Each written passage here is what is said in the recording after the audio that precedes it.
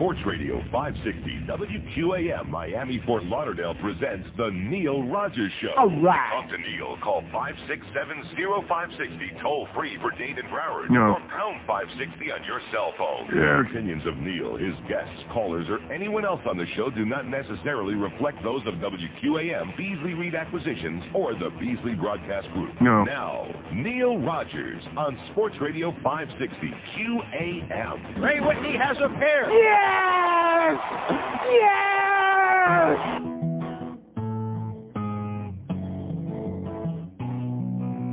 Bill cigars in Monica's vagina. She lets out a giggle when he makes it wiggle. Monica is not the kind you can do in the behind. Rectum. But a cigar in her vagina, she don't mind. All right. Well, he don't know where a stogie goes. I can see how there was some confusion between humidor and humid whore. And in Arkansas, the term cedar box means saw her naked. Stars report can lead to going blind.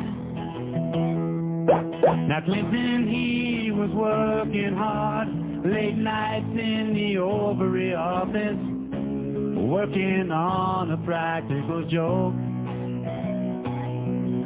He took a Macanudo, put an exploding load in. Poor Monica was blowing rings of smoke.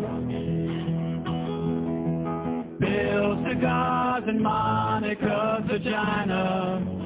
Increíble. She lets out a giggle. Yes. Every time he makes it wiggle. Monica is not the kind you can do in the behind. But a cigar in her vagina, she don't mind. Oh, people feel that Hillary's been made a fool of by her husband. Feel that Hillary was wronged. Up in the Lincoln bedroom, she was moaning, moaning. Al Gore was doing her with Bill's old bong. All right. Bill cigars in Monica's vagina. Okay. She lets out a giggle every friggin' time he makes it wiggle. Monica is not the kind you can do in the behind, but a cigar in her vagina, she don't mind. Oh, Candy is dandy, yeah, Dutch master is faster.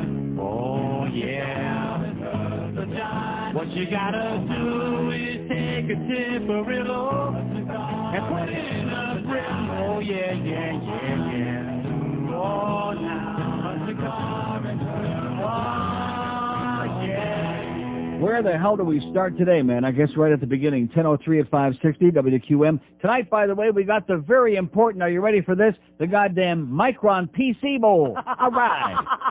Which the U of M Hurricanes are going to be in. And there still ain't going to be anybody there. They're hoping, they're praying, they're desperate for 40,000 or thereabouts people to fill in that place. To fill in about half of that place anyway. But we got it, baby. In fact, we're so up and excited about it. We got Kimba and Defoe. Defoe. Well, you know, I guess he's going to have to do a lot of extra work now that Ranieri's starting next Monday. Kimba and Defoe will be out there at PP Park at 6 o'clock with a little hour-and-a-half foreplay. The game at 7:30. Hank, of course, at the Sporting Brews at 2 o'clock. So we got just loads and loads and loads of stuff for you. I mean, we got more sports than you can shake your thing at. Okay, should I start with the last night's episode? No, that's going to take a lot of time. That's going to take a long, long time. And then I'll just get it out of my system like a real bad, like a bad dump. And then I got to do the toilet seat thing, too. By the way, Tom Cruise was right for once in his life. Kmart sucks. Oh! Okay, you're right, Tom. But at any rate, no, I think I'm going to start with the Rick and Suds story. Because if you want to know anything about, or should I start with the Buddy Nevins letter? No, well, let's see. Huh? No, seriously, or should I start with a goddamn Howard Beale article from CityLink? You know, I'm always bitching about the fact that the newspapers in this town suck, and they do. But every now and then, somebody writes a really great column, and it's almost always either in New Times or CityLink. Nobody reads either one of these things because they're throwouts, they're handouts. But once in a while, there's a really good column in there. And Howard Beale, which I wish I knew what this guy's name really was. What do we have that under, by the way? I'm as mad as hell, and I'm not going to take this anymore. Oh! Yeah, not that Howard Beale, but nevertheless, maybe his name really is Howard Beale. You believe it? No. I don't think so. Here's Mud in Your Eye, and he's got the lowdown. It's a great column about Channel 4, WFOR, and all the machinations that are going on over there. It's almost unbelievable. Even I can't believe it. But it's great, and I think I'll read that a little later on, if I ever get to it. I love this show. Yeah, I know. So anyway, Rick and Suds, you want to hear the story behind the story of what happened over there on the Stupid Talk Network, which you're not going to believe me. You're going to think I'm making this up. I guarantee you it is the Emmis. You could bet your life on it, or somebody else's if you like. Yes. Okay. Now, this takes me back to my days at KAT many, many years ago, and I had already left there, but I heard this story. Howard Premer, who replaced the late Joe Freed as news director, was called Eukola Katzenheim, the owner of the station, was sitting in the orifice, and she called him to have a meeting with her. Unbeknownst to Howard at the time, he was about to get the axe. He was about to get fired, as in, goodbye, good luck, don't let the door hit you in the ass on the way out. Well, while Howard was sitting in the waiting area out in the lobby, waiting to meet with Eukola Katzenheim to get fired, unbeknownst to him, the program director they had just brought in from Washington, D.C. for WKAT, this guy had been here for about a week or whatever, and that's the truth. He'd been here for only about a week, and that was enough for him. Even back then, this is in about 1978 to 79, that was enough for him. He said, a week in this place, this outdoor funeral parlor, that's it. So he goes into Eukola and quits. I can't take it here. I can't live here. This place is a nightmare. This is not going to work out. I quit. So now she's like, what do I do now? So Howard Premer happens to be the closest body. He's sitting in a chair out there right outside her office. Oh, come on in, Howard. How would you like to be the program director? And Howard said, okay. And eventually, not too much later down the road, Howard's father-in-law, I believe it was, who had lots and lots of money, bought the station. And they turned it into like Haitian Melodies or whatever the hell it evidently became. And they sold it, I do believe, and made lots and lots and lots of money with it. Now, why do I tell you that story? Because it's very similar to the Rick and Suds story, which is just unbelievable. Now, I have a feeling Rick might not fess up on the air of this. No. Now, when do they officially start in the morning, by the way? January 4th? So they're still on vacation? And by the way, they did play that Turkeys on Parade. Oh, man. The day before. For the 4 billionth time in the morning? See, Pete Bolger, I want to tell you something. There are people in this business. I've been in the business for about 700 years. There are people that are good people. There are people that are like, they're okay. They're not so good. They're not so bad. They're kind of like, neither fish nor fowl. And then there are people who are real assholes. I'm going to tell you, Pete Bolger, you are, whatever the level of the assholes is, you're so far beneath them. You're like the dingleberries on the lowest asshole on the food chain. That's what you are. So let me do a break here, because we need to do a little business today, which is, I don't understand it. How come yesterday we had like no business? Well, that's right. Joe didn't want too much pressure yesterday. 8 minutes after 10, I'll tell you the Rick and Suds story, and you're not going to believe this. It is just so typical of this business. And Pete Bolger, the assassin. From here on in, Peter Bolger will be referred to as the assassin in the radio business in this market from this day forward. And I'm sure it won't be a first. Hey, the year-end scores are in, like I've been telling you for the last year. This overhead, by the way, sucks today. We got to crank down, or are they potchking around with levels in here? Really blows big time. There you go. I'm sure it's Joe's fault. No, it's not Joe's fault. Joe did a superior job yesterday, by the way. A damn good job, now that you mention it. No, you ignorant slut. Rick Riley stole my briefcase. Boy, I like the fart in his face. That smarmy dink, what gives him the right? Oh, I think his wife wanna bite it off tonight. Oh, Rick Riley stole my briefcase. What a disgrace to the human race. Oh, Rick, you're a schmuck. And Goldberg sucks. That wheel of meat should also include Rick Riley's butt. Oh, Rick Riley stole my briefcase. Hey, stupid. I like a fart in his face. Dude, hell. Rick Riley, you're an asshole. Yeah.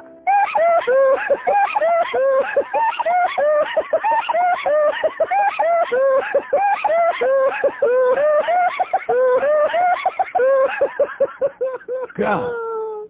That was for real. I wonder whatever made him laugh like that. I looked up Heine. Oh, okay. Anyway, it's 10:13 at 560 WQM. So here's the real story behind the story on Rick and Suds over SuperTalk Network. So evidently their contract was coming up in January or February of this coming year, in just a month or two. And Peter Bolger called Rick Riley in one day and said, guess what? You think you're going to be here? Well, No. You're not. You're out. We're not going to renew your contract. We have no interest. You better start looking around. And yes, we will let you come in and have one last show and say goodbye and blow it out your ass and whatever. And that's it. And Rick said, No. no. Well, I guess he went off in the corner and sulked for a little while and thought about it. Thought about actually going out and finding another job, since I'm sure there's tremendous demand for them all over the country.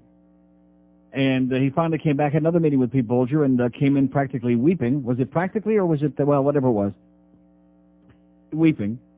And said, but you don't have anything. See, what they were going to do is they were going to have another syndicate. These are the great programmers, the people at Queer Channel, who never met a cheap deal that they didn't like, who took WIOD and destroyed it. Now they're taking WINZ without the call letters, since nobody knows what they are anymore. Stupid Talk, and destroying that too.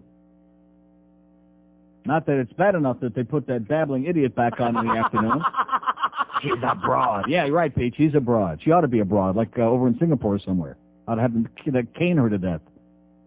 But at any rate, no, seriously, if you laugh like that, in Singapore they cane you for like about 20 consecutive hours until you stop the crap. But at any rate, so to make a long story short, Rick goes through a long, tearful song and a dance with Pete Bolger, and well, you don't have a morning show. And Pete Bolger says, oh, well, now that you mention it. Oh, yeah, and also, here's the latest bulletin. Mike Church is fired over. Oh! And Tom Likas is in SuperTalk Radio, which is allegedly South Florida now only has 2 local shows, Rick and Suds and Brooke. There you go. 2 local shows. How do you like that? And they got Tom Don't Like Us on there. Oh, my God. Talk about desperados. 2 local shows. They've eliminated all the other local people on the air. So Queer Channel, once again, doing what they're famous for in the industry. We don't want to spend any money. All we care about is having 80 million stations in every market and, squeezing as much revenue as we can out of them and screw the audience. And that's what they've done. So at any rate, Rick Riley tearfully pleads for the job back. And Pete Bolger says, okay, but at a very much reduced, you'll have to take a big cut in pay. And Rick Riley said, okay. And that was that. And that's the real story of how Rick and Suds wound up back in the mornings on Stupid Talk. Instead of getting canned, instead of not being on there anymore, instead of being out on the street, on the beach, they are going to be back in the morning January 4. Don't let anybody tell you otherwise, because that is the MS.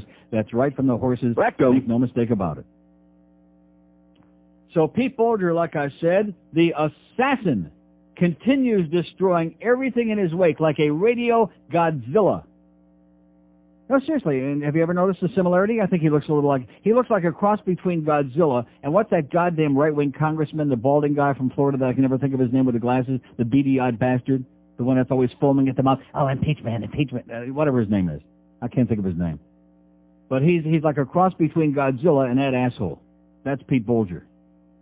How do you sleep at night, Pete? You're such a chronic, compulsive liar. I've known so many. I mean, lies in this business. We got plenty of liars in this building, believe me. Wait till the guys over there on Sheridan Street find out about the new equipment that's going to be in the new studios upstairs. Oh, yeah. Oh, I shouldn't have said that. I don't want to burst your bubble, but new equipment. Yeah, basically what they're doing is they're picking them up out of the toilet, and they're just taking all the same old crap and slinging it upstairs here. Power 96, they got beautiful, brand new, state-of-the-art equipment, and is the QAM crowd going to get that? No. No. Are they going to get the shaft? No. Yeah, I'm sorry. Yeah, there you go. Wrong finger on the wrong finger. Yeah. Yes. They're going to get it. They're going to take the same old, worn-out, tired Beasley garbage and just stick it upstairs, so they'll have new paint on the wall, like George said, and they'll be in a different facility, which, and if my friend the exterminator who came in yesterday off the street shows up once in a while, maybe we won't have the bugs and the ants and the roaches. Now, you think he'll show up again? No. What does that tell you about this business when you have to go on the air and bellyache about bugs and ants, and you have to get an exterminator who, out of the kindness of his heart, comes in and spritzes around a little bit? He was squirting in there yesterday. Just because he felt sorry for us that this company is so goddamn cheap, they won't hire an exterminator. And, of course, this being a non-union town to begin with, you have to put up with whatever kind of crap that they dish out. That's it. So there's the Rick and Suds story. There's chapter number 1 today. Let me dispense with the Kmart thing real quickly, okay? Kmart sucks. Tom Cruise was right. I told you the story yesterday about how my toilet seat, the little latch on the back, whatever the hell, that hinge broke. Okay, these things happen. Big deal. Planned obsolescence. They could make them to last a lifetime if they wanted to, but they don't. So yesterday I get out of here, I go over to Kmart. Why did I go to Kmart? I don't know, because it's there. That's why. I don't have no little mom-and-pop hardware stores in my neighborhood. And, as far as going to Builders Square, Home Depot, they're big, gigantic, they are. It's a pain in the ass to go in those places for me. So I go into Kmart, and not realizing that it's a couple of days after Christmas, and they are packed. This is a store that's usually empty, by the way, because Walmart opened across the street and is basically putting these people out of business. But they are packed. They're lined up in there like they were giving away $50 bills to everyone who stepped to the cash register. And I thought, well, I got plenty of time before the hockey game. I'll just hang out, and I'll get my thing back there, and I'll just wait out as long as I got to wait. So I go in the back, way in the back, as far in the back as you can go, and there in the hardware area, there are some toilet seats. But what do I know about toilet seats, okay? I look, and here's one, here's another one, this color, this... Okay, so finally, I'm looking at the prices. I don't care about price. You know me. When you make the big bucks, you're not like Jeff Rimmer, okay? I'm not the kind of guy who would go in and buy a used toilet seat like Rimmer to save $2. So I go in there, and I pick out a seat, which looks to me like a toilet seat. And it looks like maybe, a shade that might come close to matching whatever the old one was. I go online. I'm standing there. I'm waiting. And by the way, you people online there at Kmart, you people, the cashiers, they just don't care. They don't care. She's taking her sweet time, and and of course, all the glamour in there, they're buying next year's Christmas stuff now because it's all marked down 80-90% right after this Christmas. So they're buying all the decorations, all the light bulbs, which, by the way, we could have used one of those red lights for the game last night. But nevertheless, so they're lined up buying all this crap. I finally check out. I go through the thing. I take it home. And being the very industrious person that I am, I, take the old one off the toilet. I unbracket the little the plastic bolts. I take the new one out of the box. I sit it on there, and all of a sudden I realize that compared to my toilet, this is like a baby toilet seat, like for a baby ass, not for a big fat ass like me. And it comes out like about 3/4 of the way to the front of where my toilet ends. Is this going to work? No. No. Am I going to go back to Kmart to return this piece of dreck? No. Is it in my dumpster now? Yeah. Yes. $10 down. See, I knew something was going to go down the toilet. It wound up being the toilet seat. Yeah. Right down the toilet. So now I got to make another trip to Builders Square, Home Depot, George tells me, one of these places, and find a real toilet seat for a real human being with a real ass. Not some kind of a baby. You know what? I'll give you another example. I went in... this is what you get for shopping at Kmart, okay? And I'm admitting it. I went in there a few months ago, all the traveling that I do, and I bought myself, because I like having a one-piece luggage, one-piece bag. I never check baggage. That's the worst thing you can do when you do all the traveling that I do. A one-bag deal that's big enough to carry everything you need. So I get a bag that's got, of course, the handle on the wheels. You got to be a schmuck anymore to carry around a big bag in the airports. Oh, by the way, I forgot to mention, they finally got carts at Miami International last week. Oh! The last airport in the human race, and it's only $2. What a bargain, huh? Every airport in Europe, they have all the carts you want. They're all free. Carts that you put your stuff on so you don't have to get a hernia. Miami International Airport, we finally got 2,400 carts, and they're only $2 a piece. What a bargain. Almost as much of a bargain as the parking in Fort Lauderdale Airport. But at any rate, so speaking, where the hell was I? I got lost. I'm in the middle of so many goddamn things going on here with the, so I get a bag. I take the bag home. I fill it up. I'm going on my trip wherever I'm going, and I realize it's like a baby. So the handle is down to like your knee. You know what I'm talking about? In other words, it's too short. everything at Kmart is too short. The toilet seat is too short. The goddamn luggage thing is too short. I already got something that's too short. I don't need anything else that's too short. So if you want to come out up on the short end of the stick, that's a good place to go is Kmart. I'll never, ever go there again. They make me sick to my stomach. And like I said, I'll have to wind up going to Home Depot. Now, next order of business today. Boy, do we have a lot of business today. Yes, we do. Get a letter this morning. And on the outside of the envelope, it says Sun Sentinel. And up above where it says Sun Sentinel is scrawled Nevins, edit, whatever the hell that means. That's what it says. I open it up. Obviously, it's from the unctuous Buddy Nevin. He's an asshole. Yeah, and it says, December 22nd. It took quite a while to get here. Of course, he sent it to the Sheridan Street address. We're not on Sheridan Street, okay, Putzela? Mr. Rogers, I have been told about your comments on the air regarding my column. Center One is a worthy charity. But remember, one difference between you and Wayne Huizinga. Huizinga reached in his pocket for $1 million. You reached in your listeners' pockets. Have a wonderful holiday season. Sincerely, Buddy Nevins, Sun Sentinel. A lovely letter at this holiday time of year. Well, let me say one thing about Buddy Nevins. He's an asshole. He always, in fact, I think he and Pete Bolger are the same person. You know what I'm talking about? I think they're the same. Never saw them together. Anybody see them together? No. Same person. You see, I hate to break the news to you, but every year, in fact, this year I donated my money up front so we could get the campaign started. Because this company is too cheap, unlike IOD. This outfit is too cheap to give us seed money to get the CDs and the cassettes going and put up the front money. So I donated my $10,000 this year, like I do every year. I don't expect a medal for it. They send me a nice letter from Center One. They're very grateful for it. And it's the least I can do for something that I'm trying to raise money for, okay? And I've done this for many years now. Many years, whether it was Camilla's House or Center One. I've donated $10,000 every year to whatever charity I was raising money for on the air. Now, I realize 10,000 isn't $1 million, but I'm figuring out mathematically, based on what Wayne is worth, his net worth, allegedly, and what my net worth is, allegedly, that if I gave $10,000 for him to do the equivalent, he'd have to give $10 million to charity, not $1 million. That would be the equivalent based on his net value of $1 billion. Did he give $10 million? No. No. Did he give $5 million? No. And not only that, but you know something? If he did give $10 million, he's an asshole. He's still an asshole. So you can throw all the little shots and all the digs and not recognize or pretend you don't recognize the fact that I give as much as I can afford to every year, and that we did raise over $125 grand, and who knows, it'll wind up 130 or whatever it'll wind up. You can continue avoiding to recognize that, Buddy Nevin, and the fact that you've got your tongue way deep inside Wayne Huizinga's rectum. That's okay. That's up to you. Because the fact is, if you went out and took a survey all around town, regardless of what Neil Rogers said on the radio, most people you would talk to in this town, if you asked them about Wayne Huizinga, would say, he's an asshole. That's right. That's what they would say. Regardless of how much money he's given to charity, how many sports franchises he brought us, if he never stole a freight train, a caboose, whatever, they would still say, he's an asshole. Exactly. So there you go. I rest my case on that. Don't let me forget that Here's Mud in Your Eye column by that Howard Beale from the City Link. That's great. See, we do have some journalists in this town. The problem is they're not working for the so-called mainstream newspapers, so nobody reads their stuff.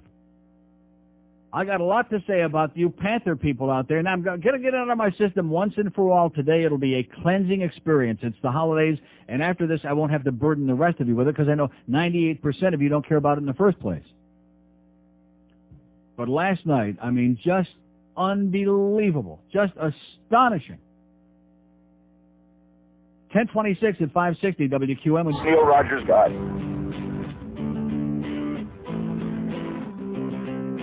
Brown nosing time starts about the time when your boss steps right through the door. Brown nosing time, don't you know that is what the boss's big fat ass is for? I want to give you a kiss. Brown nosing time, tell him that you think that he could be smarter than Donald Trump. Brown nosing time, drop right down to your knees and just kiss his rump. Rectum. That is how you're gonna get ahead, even though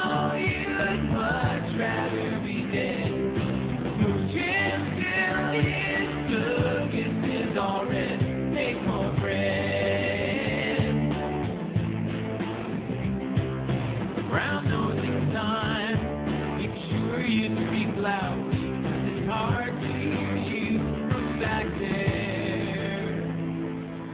This is how you get the raise you need. Do it several times throughout the week. Make sure that you don't favor one cheek, just one cheek.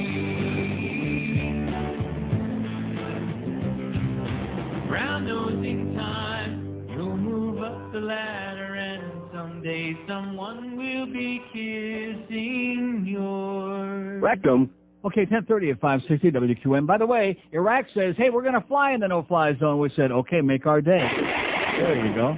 They're just inviting us to blow them into the Stone Age, and we're saying, okay, whatever you like. Uh-huh. Right. What's wrong with that? So anyway, you know, Hank loves, I mentioned this yesterday, talking about the factual errors in the Herald. I think we could have an encyclopedia each year. That would be a great thing to come out with at the end of the year. Here are all the factual errors that were printed as fact in the Herald in the last year. Probably fill up volumes and volumes and volumes. But at any rate, for example, today, David J. Neal, in writing about last night's hockey game, which I'll get to momentarily, David J. Neal talks about Law's got a goal, and this one did this. He said, Mark Lawrence got the Isles to within one, but the goal the Islanders wanted and didn't get was Marius Tchaikovsky's shot that hit Burke in the mid-center, etc. Well, Mark Lawrence didn't get the Islanders to within one because after the score was 2-0, were they ever within one? No. During the entire game last night? No. It was 2-0, then it was 3-0, then it was 3-1. 3-1. How can they have gotten them to within one when the score at that point, when Mark Lawrence got that goal for the Islanders, was 3-1, David J. Schwo? How is that possible? Do you have any idea? No. Oh, okay. Just another, I mean, it's not a big deal, but it's just an example of the kind of thought and the kind of care that goes into the garbage that's written for news in your newspapers here, especially the Herald, which specializes in crap. Yeah. Yes. Nice going, David J. Neal. If you'd pay a little more attention to what's going on out there and what you're writing, as opposed to being a militant, whatever the hell you are, we'd all be a hell of a lot better off for it. Now, I don't know where to start next, whether I should go into my thing about this event we had last night. Nice call, by the way, Panthers. Oh! Nice call, Sean Burke. Oh!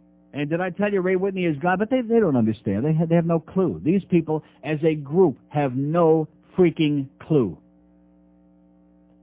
It's like I'm in some kind of a battle to prove something to people who just resisted. If you like vanilla ice cream, great.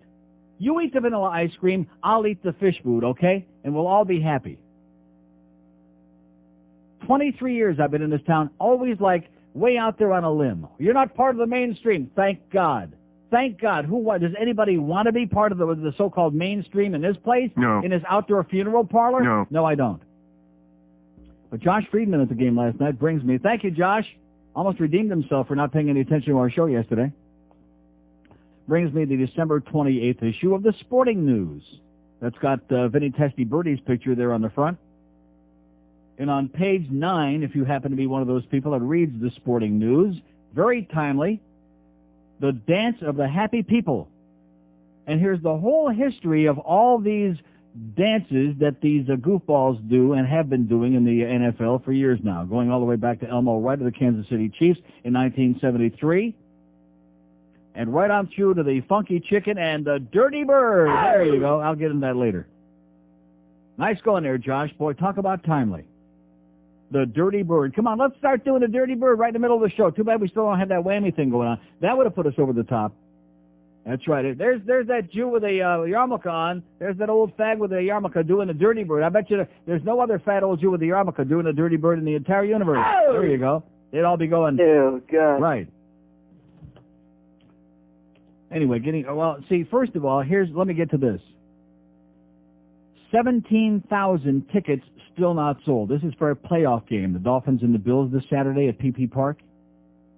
ABC's telecast of Saturday's Dolphins-Bills playoff game at Pro Player Stadium is in danger of being blacked out locally, is what it says. Boy! The Dolphins sold 11,000 tickets Monday, but as of late in the afternoon, about 17,000 tickets remained unsold. The blackout deadline is 12:30 p.m. Wednesday, meaning tomorrow, but the Dolphins are likely to seek an extension. And even if they do get an extension, like till Thursday, they'll have till Thursday at 12:30 or 1 o'clock or whenever the hell it is. And if it's not sold out by then, and if they have more than just, You know, no matter which channel locally should, ABC, so Channel 10, are they going to buy up like 8,000 or 10,000 tickets? No. Of course not. I mean, if it gets down to a couple of thousand, they'll buy them up like the other stations always have to do, so to make sure it gets on TV, and they can make the revenue from it. Now, the reason I mention that is because that should tell you, and of course the fact that the Hurricanes are playing in this bogus, this Micron PC, not to be confused with the Pool and Weed Whacker Bowl game tonight, and they're praying to have like 45,000 people in there. Can you imagine if you didn't have the Hurricanes in there? No. Can't even imagine what they'd have for this, which nobody cares about. In spite of the fact this is supposed to be such a big, dyed-in-the-wool sports town. Anybody believe that? No. So we go back to last night's game in the Mac Arena. Yeah, I can handle the fact that the escalator, was the escalator working last night? No. I can handle that. It wasn't working. Okay, no problem. It was raining out there. If there's a cloud in the sky, the escalator don't work. Okay, big deal. And I've already, you know, in spite of what Rimmer promises me, he's going to talk to Steve Dangerfield, and this one's going to talk to that one. They don't care that we can't see the goal line. There were 6 goals in the game last night, and let me think. 5 of them were scored to my right, the shoot twice end, they call it, where the Panthers shoot in the first and third period. 5 of them were scored down there. Did we ever see the goal light come on for any one of those goals? No. But you know something? They don't care. They don't care about the fans because they sold it out. The place was rocking, jam-packed with people, the overwhelming majority. I'm coming to work this morning, and I'm trying in my mind to be fair. I'm thinking of a number. I'm thinking of the experience there last night, and I'm thinking to myself a number, a percentage, a ballpark number that I could determine of people who are in that arena, who understand the game, who are knowledgeable fans, who have some idea of what's going on, whose opinion really means something and is based on something, as opposed to those who are just assholes. 80% of the people in that place last night haven't got a clue what that game is all about. So I'm saying 20% of us, 20% understand the game. We appreciate the players who really count, who really contribute something to the team and to a given game. And there are 80% of the people in there who might as well go to the WWF. That's why, see, my idea fell on deaf ears. I still think it was the greatest idea in history. Save Baldy more than $30 million. And just have a social club in there. And we'll be playing Gary Glitter, and we'll be screaming and juking and jucking and jiving, and we'll be doing the Dirty Bird and the Funky Chicken and looking at each other up on the screen. We'll be on a cell phone. You know, I should have realized when John Van Beesbrook came back, because the first 5 years that we had a team, there were 2 players that they knew the names of. These fans. And I use the term loosely. They knew Beezer. Well, it's easy to say Beezer. They knew that, and they knew Stu. It's easy to say that too. Stu. They knew him. Well, he went away. So it came down to the point where the only player they knew was Beezer. Basically, that was it. I mean, once in a while they knew, you know, Eddie, but it's kind of hard to go Special Ed. It's not a real good chant. It doesn't roll off your tongue. You know, Special Ed doesn't roll off your tongue real well. So I should have known when he came back here with Philadelphia early this season, and at least half, if not more, in fact, maybe it was the 80% of the people who are assholes in that joint. Maybe it was those 80% who booed him. And I have no idea why. I still to this day can't figure out why, except for the fact that they know nothing and they have no class. They don't appreciate a great performance. They don't know who's doing well, who's doing what, and they don't care, quite frankly, because they're too busy socializing. Including some of the people who sit in front of me, who showed up again last night, who like to hold their little kids up in the air in front of our face while the game is going on, and who like to talk to their friends who come over and talk to them while the game is going on and stand in front of you so you can't see what's going on. I mean, I went through I don't know how many games, a lot of games, and I kept my mouth shut. I didn't say anything because I'm not one of those people that wants to start a big screaming match there in the goddamn stands. I mean, these people are going to be there a long time, I'm sure. And I'm going to be there for 4 more seasons, so I'll be goddamned if I want to have like a big song to dance with people. But Jesus Christ, some of us want to actually see the game. We didn't just come there to schmooze and admire your little kids that you showed up very late in the first period and left with about 10 minutes left in the game, and most of the time you were there weren't paying any attention anyway. What are you doing there? If you want to schmooze, there's a hallway out there. There's a big, beautiful palatial lobby. There's seating. There's food. There's restaurants. There's all kind of stuff. Go out there and schmooze to your heart's content, but don't stand in front of other people's faces who want to see a goddamn game. Which we actually had about 7 or 8 minutes in that game in the second and third period where both teams were somebody lit a goddamn match under their ass, and they were back and forth. It was like a real hockey game for about 7 or 8 minutes.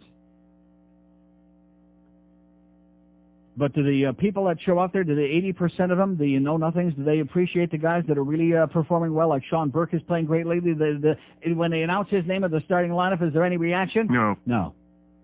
When Ray Whitney scores one of the most unbelievable goals, a 1-on-3, an effort the likes of which you may see like once a year in the league, do they appreciate that? No.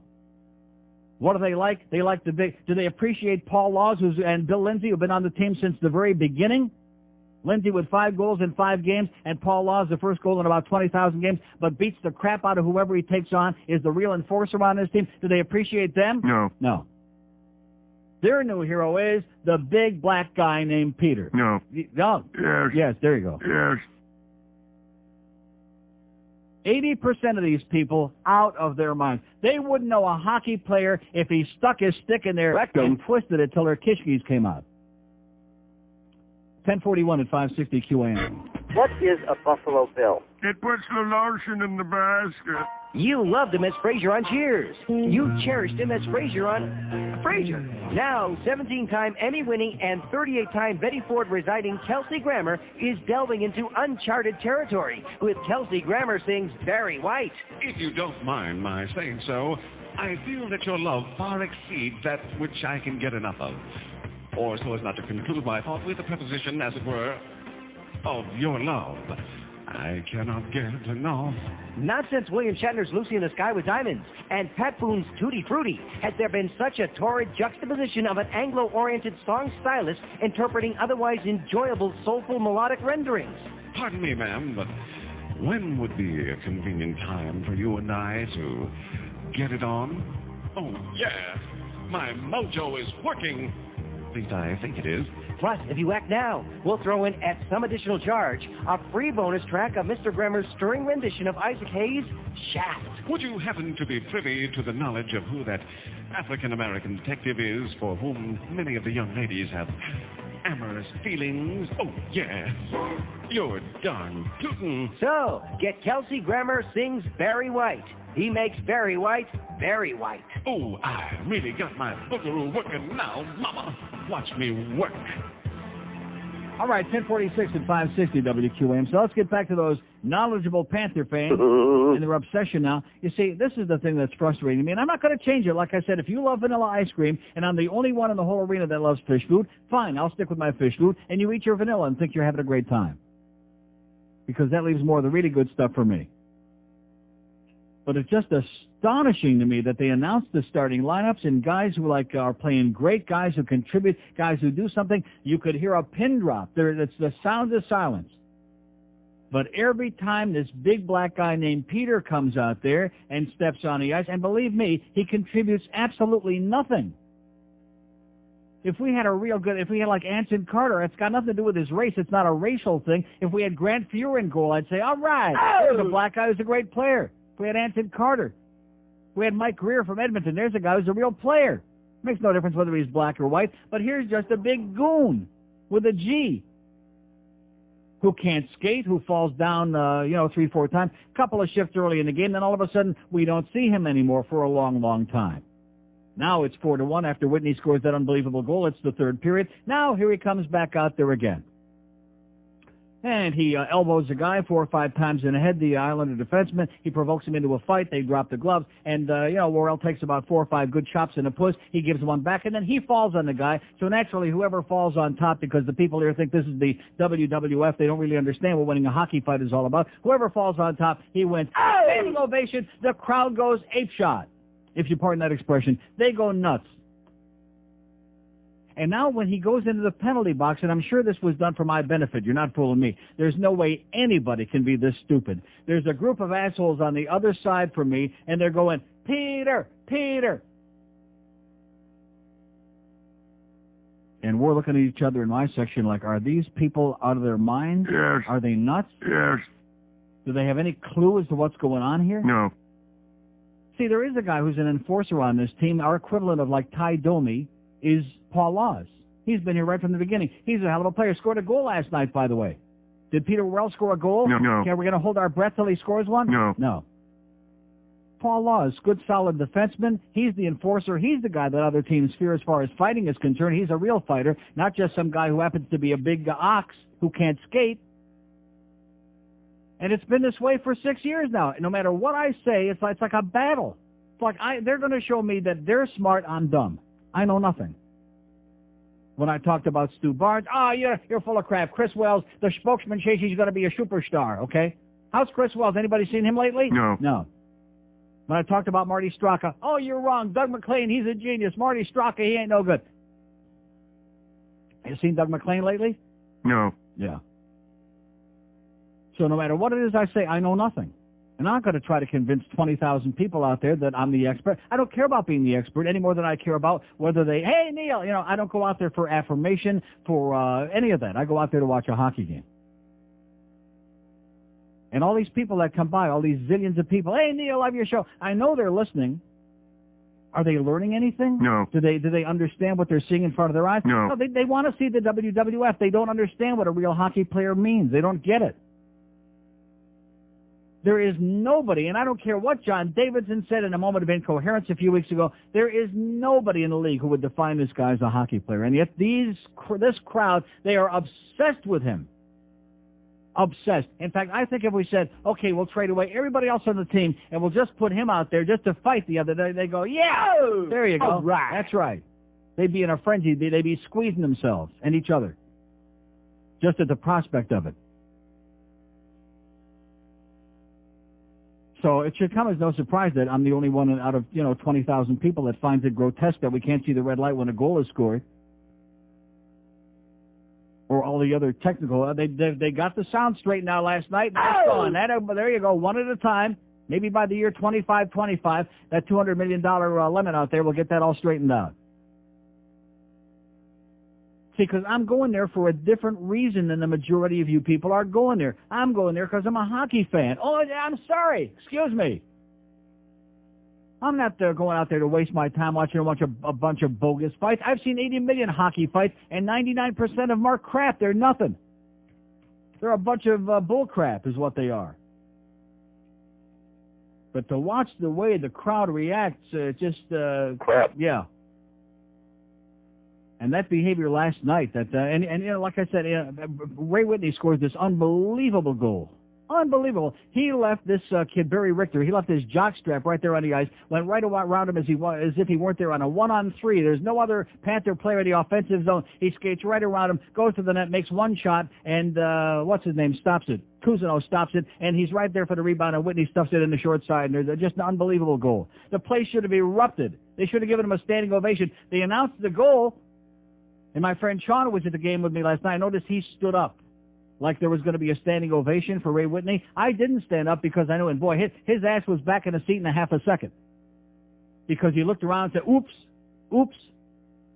Because the other 19,000 some odd people in there, they were all sitting on their ass.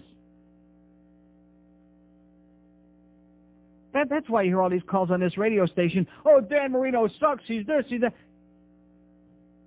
Because the people in this town don't even know a good player. They don't know a good effort. What do they know? Does anybody know what these people know? No. I don't know. I've been here for 23 years. I can't figure out what it is that they know. No. What do they... No. Yeah, seriously. What do they... No. Oh, man. I mean, it would be like sitting in the middle of a park, and an elephant falls. You're sitting in the middle of Central Park in New York, and there's 500 people sitting around you, and an elephant falls out of the sky. And you say, "Oh my God, it's an elephant!" And they say, "Oh no, it's a bunch of $1,000 bills." And you're saying, "Well, geez, I guess the other 499 people can't be wrong. It looks like an elephant to me, but it must be a bunch of money." Why do I get so agitated and so frustrated? And, what's the point? Is it ever going to change? No. Of course not. They could have a team here for 500 years, and they're still not going to learn anything about it. And like I said before, the people that are sitting there who want to get in everybody else's way and want to come over and schmooze, you've got all this time before the game. You've got time in between periods. You've got time after the game. Go out there on your cell phone, talk to each other. Don't stand in front of people's faces, maybe the few of us who really are interested in watching what's going on. I know it's a revolutionary concept in this town, that somebody could go to a sporting event and actually be interested in seeing what's going on out there. I'm not impressed by everybody holding their little kids up in the air in front of my face. I don't care. There's a million little kids there in the arena. You want to see them? Look up on the screen up there. They're all juking and jiving. They're doing the dirty bird. Great. They're having a good time. Fine. But when you look up on the screen, it doesn't block your view of what you supposedly pay to see out there, which is a sporting event. And you hear this everywhere you go in this town. People go to see live theater. They go to see a play. They go to see a concert. And people are like rude. They leave early. They stand up in front of you. They don't care about anybody else. Why do you think the driving is the way it is here? I'm the only one out here. Don't you understand? Don't interfere with my road and my, this is my time now. Don't interfere with me. You got some goddamn nerve. Boy. It's astonishing. It looks to me just like a goddamn big elephant, but it's money. It's pennies from heaven, pennies from Rimmer. And these people, man, trying to convince them of anything. That's why you hear no hockey talk, not just on this show, but on this whole radio station. Maybe 3 calls a week. Maybe, at most. Because how can you possibly discuss something intelligently when you haven't got the foggiest idea of what it's all about? And I try to be fair. I'm not a big Sean Burke fan, to say the least, but the last couple of weeks he's played great, sensational. He was spectacular last night, except the one greasy goal I went into his legs and it didn't count anyway because Lance Roberts blew the whistle too soon, thank God. But nevertheless, he played great. Give credit where credit is due. What is it that these people see out there? And like I was talking yesterday, you can't fool me about this issue, okay? Because white people, and especially out there in Sunrise, what do we got? We got upper middle and upper class people, for the most part. White. Almost all white. They love seeing a big black guy go out there on their side, on their team, in their neighborhood, beating the crap out of somebody else. They're going, oh, yeah, you go get him, Leroy. All right. Go, boy.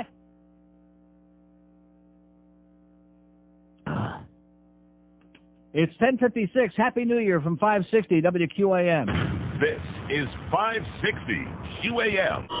The Neil Rogers Show, now on 560 WQAM, Miami, Fort Lauderdale. I want to bang you in the butt, honey. I know someone that can use a sandwich or two. Kate Moss, that skinny chick, the skinniest chick I know. Your future's bleak, that heroin chic, you got to lay off the blow. Kate Moss, that skinny chick, we want to know what's the deal. The clothes are drab when you're in rehab. You're worse than Ally McBeal. It's 11 o'clock at 560 WQM. We got Hank at Sporting Brews at 2 o'clock. 6 o'clock tonight, we got Kimba and Defoe at the ballpark to try to generate some interest in the, the Micron PC Pool and Weed Whacker Bowl. U of M and some other bogus girls team. That's at 7:30 tonight. We'll have that for you, and I'm sure that you'll just be gathered around the radio, won't you, tonight? No. Okay, let's do a mobile in Fort Lauderdale. Hello? Hello? Yes, sir. This is Tom, first-time caller. I couldn't agree with you more on this. I was at the game last night, and it's gotten to the point where it's almost not even enjoyable. I took my mother, first game ever, can't barely speak English. She's one of the most interested people in the game that was sitting around me. Yeah. It's unbelievable what's going on over there. They just have no interest, and they're schmoozing, and they're talking, and they're standing. And by the way, the ushers up there are doing a pretty crappy job of keeping people out of those aisles while the game is going on. I know. No one has no business standing in the aisles talking to people, blocking your view while the game is going on. No one has any respect. And Paul Law scored the first goal since 1996. Right. Nobody knows what the crap's going on. They don't even...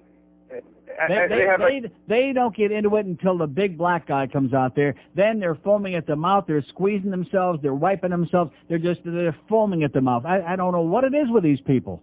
the guy can't even skate. He can't even handle the stick. And he's a hockey sitting player. out there. Like my miniature pincher is a goddamn brain surgeon. It's gotten. I was sitting there last night. I couldn't believe it. As I said, my mother doesn't even know a damn thing. First hockey game ever. She's the one rooting and tooting, and I'm like, I was impressed with her. And I got all these people around me. They don't even know what the hell icing is. Yeah. And they're wondering why they're looking on the cake to see if they can find it. No, but I couldn't agree with you more, Neil. And it's this town. God, it's a fantasy land. It's no man's land is where we are. We're in no man's land, mister. Well, if they didn't put the names of the people up there who scored, they wouldn't even know who scored. Yeah. I mean, that's how bad it's How do you like the sitting ovation for Ray Whitney on one of the most beautiful goals of the entire season? That'll be on every highlight reel. They'll be showing that all year long, and these people are like sitting on their hands because he's not big and black, I guess. Let me tell you, every time they score, I'm standing up cheering. I'm looking around. There's nobody. I mean, I don't even think the people around me know that we've scored. Well, they're too busy playing grab ass. Have a great New Year, pal. You too. Good Thanks. luck to you. Okay, there you go. There's one guy that's got at least some clue. We have an open line in Broward. All three in Dade. They're a little slow here today.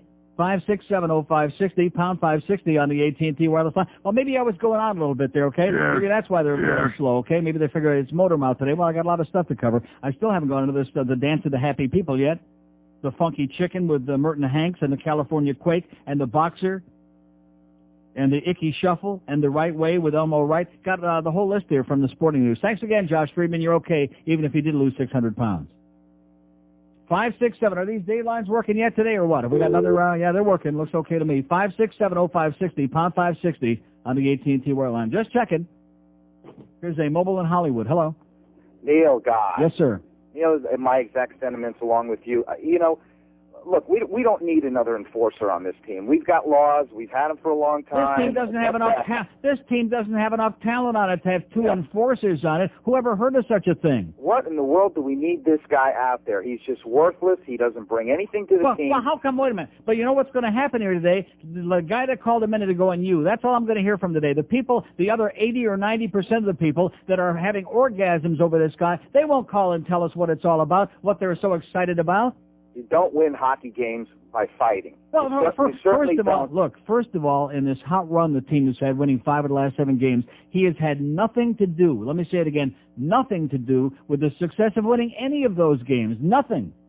The only thing is about Laws is that he's become such a fine defenseman, I think, that you kind of hate to see him go out there and take a penalty and be off the ice because he really does play real good D. Yeah. Better than he did even last year. Well, they don't know from him. They get somewhat emotional when he gets into a fight, but other than that, but when the big black guy comes out there, these people lose it, baby. They're out of their minds. And was that sweet Whitney deeks and gets his own rebound? Just absolutely unbelievable. And you know something? It would have been nice if we could see the red light down at that end because he had to wait until he puts his stick up in the air in a celebration. I watched it on TV. They gave us about at least 4 or 5 different looks at it, and it was sweet, Neil. It really was. Yeah, well, thank God you got a sitting ovation. Our damn fans. Neil, let me switch gears here. The worst fans in the history of the human race. They're right here in South Florida. The worst. Let me ask you about this Atkins thing. I've been on it for almost a month now, and because I'm too cheap to buy the damn book. But it's been fantastic. I mean, I've lost probably about 15 pounds. I feel good. The only disappointing part is I don't have gas anymore for some reason. Really? It's a little disappointing. Just wait a while. Now, when can I add the fish there'll food? be a That's gigantic, what I want to know. When can you add the damn fish food into the diet? In the year 2525. I'll call you. I'll let you know. I'll share some with you. Neil, thanks a lot. Okay. Have a happy.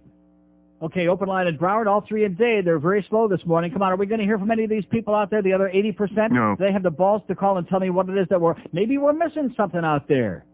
Maybe I'm just stupid. Maybe I'm an old fuddy-duddy. Maybe I am missing something out there. Are they going to call and let us know what it is? No. 5670560, pound 560 on the AT&T wireless line. Peter! I'm embarrassed for it. I'm more embarrassed for those people than I am for, what's his name, that I heard this morning, Lamar Thomas, which I heard about the last 2 minutes of that suck-ass interview on the worst team this morning. Here's a mobile in Fort Lauderdale. Hello? Hello? Yes, sir. Yeah. I'm waiting to talk to Neil. You're speaking to him, sir. Oh, hey, Neil. I want to let you know that you talking about the red light, they got it. Every goal now, they show it on TV. The goal with the cage around it, the goal light. They show it every single goal now. Well, I don't care what they're doing on TV. The fans who are in the stands, sitting on the whatever side I'm on, you can't see it. That's horrible. One more thing. We got to have the best checking line in the NHL with Hicks, Lindsay, and Muller. They're just playing so awesome. Hey, Hicks played great last night. Yeah, he didn't get any credit, but Hicks played real well last night. Lindsay's got 5 goals. And if you were to go in a crowd, ask who Alex Hicks is, what number he is, they'd go, who? Yeah, exactly. Man. Right. It's just horrible down there. That's why I don't even go to the games. It's just more enjoyable at home. Believe me, you're getting a much better view anyway. You don't have anybody standing up in front of your head, and if you do, you just rub them out. Okay, pal. Have a great New Year. We have an open line at Dade 1 in Broward, 5670560, pound 560. Seriously, I just don't understand how people can be so goddamn into themselves and so rude as to stand there in front of you. I mean, it's not like somebody just had a heart attack and crumpled in front of you or something, or like they had a medical emergency. They're standing there schmoozing, and they know you want to see the goddamn game, and they still don't care. And then after, like I said, after you do a bunch of gyrations and finally start looking really agitated, like you're about to open your mouth and start screaming, then they finally kneel down, but they have to continue their conversation, which is much too important. And of course they're talking to people that are paying no attention to the game anyway, that are doodling their little kids for like 2.5 hours. I don't get it. Why are you people there? Why do you show up? You know something? I just figured it out. They are there. They're there to annoy the rest of us. The 20% of us that really are into it and really want to see it, they come there just to piss us off. And they're doing a great job. Yes. Thank you. Here's a mobile in Boca. Hello. Neil, I have an interesting thing here. Has anybody seen Chris Wells and Peter Worrell at the same time together? Yeah, I think he's just doing a blackface. I think, yeah, that's what it is. They were so embarrassed that they had to take him and dress him up somehow. And you'll recall when I was on here screaming about that grotesque trade, which wasn't just Stu Barnes, by the way, it was also Jason Woolley, who was playing great for Buffalo. When after that trade, and all these so-called fans got on the side. Oh yeah, Chris Wells is great. We believe Brian Murray, and Rimmer was up there. Oh, it's a standing ovation. He finally got to go a standing ovation, like there's not a standing ovation for every goal. I mean, just embarrassing himself with a tongue so far up Brian Murray's rectum. It was embarrassing. At least with the standing part, at least he could stand. He can't even stand on his No, feet. but seriously, am I the only person who is shocked by this psychotic reaction to Peter Worrell? What is that all about? It's the equivalent of Eddie. When Eddie was getting in all the fights a couple of years ago, Eddie, now it's Peter. It's the player du jour. Who are we going to root for today? Unbelievable. No, I don't think so. I mean, this is like a steamroller. This is gaining momentum. They're obsessed. They have Peter blow-up dolls. See, I prefer myself Peter North. They like Peter Worrell. Okay, I mean, you pick your own Peter, I guess. Peter's Pepper picked it. We have an open line at Broward 567. How's that go? Peter's Piker. However it goes. Better slow down because you get in a lot of trouble with that thing. And don't be saying Pecker, by the way. 9 minutes after 11 at 560 WQS. By the way, Buddy Budston looked pretty good in retrospect. They sold this radio station. Now the future is in doubt. Oi! We've been talking about Paxton ever since Cox pulled out. Now we'll work for Texas. The man's a millionaire. Okay. He's gonna work for Texas. He's like Wayne with more hair. Yes. You might think that it's a bummer when Bill Henry's gone. Are you? Say goodbye to Aaron Summers. Say hi to Ron and Ron. They're from Texas. And that's a matter of fact. They're gonna work for Texas. But Neil ain't changing his act. Texans are born again Christian. Oh, that's just as he can be. He wants to change the station's letters to WGOD. Now we'll work for Texas. He's a brand new boss. We're gonna work for Texas. So make the sign of the cross.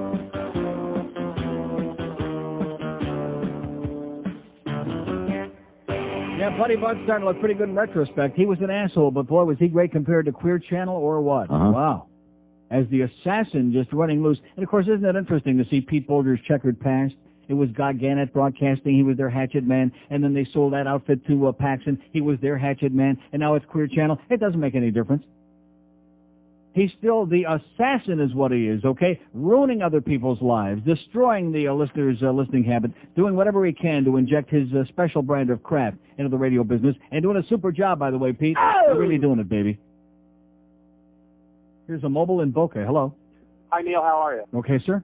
I was sitting in the section last night directly across the ice from your section. Right. And I saw that woman in the aisle in that vomit-colored pantsuit talking to the friend just in front of you, and I said... Talking a lot of crap. Yeah.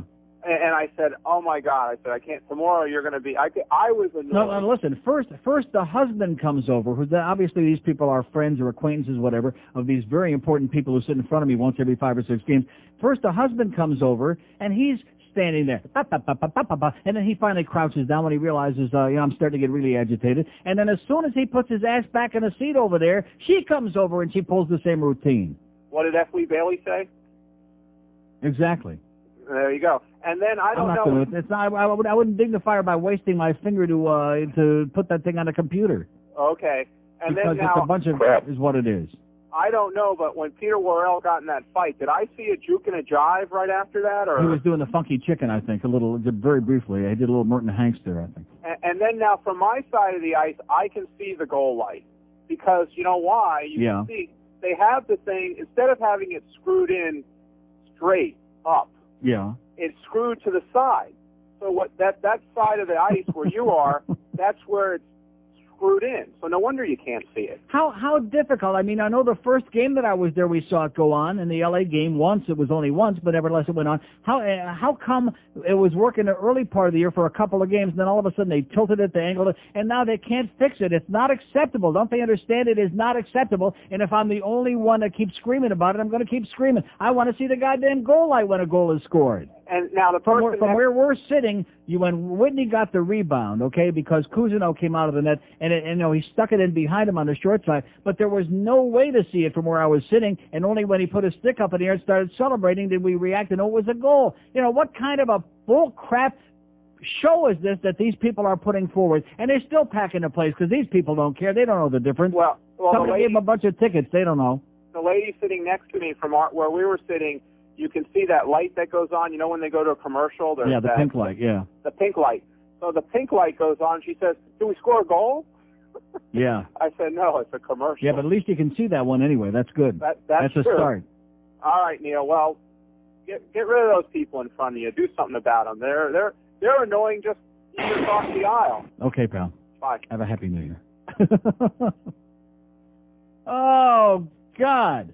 How come there are so many assholes in this world? Inconsiderate assholes, and they all decided to move to South Florida. We have an open line at date, 567-0560, pound 560 on the AT&T wireless line. Here's Pembroke Pines. Hello. Hello? Yes, sir. Yeah. I just got to mention the sports thing. I mean, I'm not the other 80%, but I'm not a true South Florida sports fan. But I've noticed this. I've gone to games, and all they do is get drunk and fight, especially at the Dolphin games. They don't pay attention to what goes on. They just fight each other because there's other fans there. And they just don't seem to understand that they have a playoff caliber team who, with their support, when a coach has to go in to the newspapers and plead for fans to cheer, there's a problem. There's a big one. And, I mean, I may not be a Dolphin fan, but, it's your hometown team. If you're going to go to the game, there's no reason just to get drunk and then drive into a tree. No, that's what they went there for. You don't understand. Rick Sanchez taught them that a few years ago. Go get drunk, drive, and hit any object that gets in your way, right. Strike it as hard as you can. It's just a horrible situation. And with the Panthers, I mean, I was against getting a hockey team to begin with because I just don't really care. All these people said, oh, great, hockey. Now we got 19,000 people a game. What are you talking about? They're packing a joint. They're making Baldy all his money back. No one gives a damn. Well, they don't care about the game, but they're showing up anyway. They're making his money back. People. They just want to be the social Maybe next year he'll contribute $2 million, and Buddy Nevins can write 20 columns about him next year. I don't know, but I really think we should do something. Maybe cut off the sports for a year or two and see if people care. Okay, sounds good to me. Have a great New Year, pal. There you go. We're living without the NBA. So far, have we heard from one of those people, one of those big Peter Worrell fans, to explain it to us? No. Have we heard from one? No. I mean, we're talking 80 to 90% of the people who just erupt, who get spastic. I mean, I'm telling you, I saw one guy, I think he was giving himself a barium enema there in the stands. He was so excited when that fight broke out. in a totally meaningless. I mean, the score is 4-1. We got the game in a bag. I mean, it's no stress. No, and this guy's like squeezing it, and the bag too. 2 open lines in Dade, 5670560, pound 560 on the AT&T wireless line. Why do I go through these same exercises when I know they're not going to call? Because they know they don't know what they're talking about. How can you defend something when you don't even understand what you're excited about? We like the big Schwarzer out there. We got the big Nigs. Yeah, that must be it. That's got to be it. Here's Fort Lauderdale. Hello. Neil. Yes, sir. How you doing, sir? Okay. Happy New Year to you. And the same to you, sir. We love talking hockey with you, Neil, because you know what you're talking about. What kind of what are you, on a speakerphone? Actually, no. I'm on a normal phone. You're on a normal phone that's got a reverb on it? I don't know why you're getting reverb. I apologize. Yeah. I just wanted to call you and let you know I didn't go to the game last night. I'm originally from Chicago. We have one of the worst hockey teams in the National Hockey League. That's absolutely right, which the Panthers have beaten them twice, and we can wish we played them every week, yes. And we still have fantastic fans over in Chicago, though. Way different than the fans down here. Well, this is not Chicago. I'm sure you're well aware of that, sir. Oh, absolutely. This is not Chicago. Absolutely. This is not Detroit. This is not Toronto. This is not Montreal. Absolutely. This is South Florida. Fans this is the land of the lost. Fans have absolutely no knowledge of hockey down here, unfortunately. I don't understand why you don't sit in the press box, Neil. That would be the best seat. Because I have great seats. I don't want to sit in the press box. The press box is 50 miles away.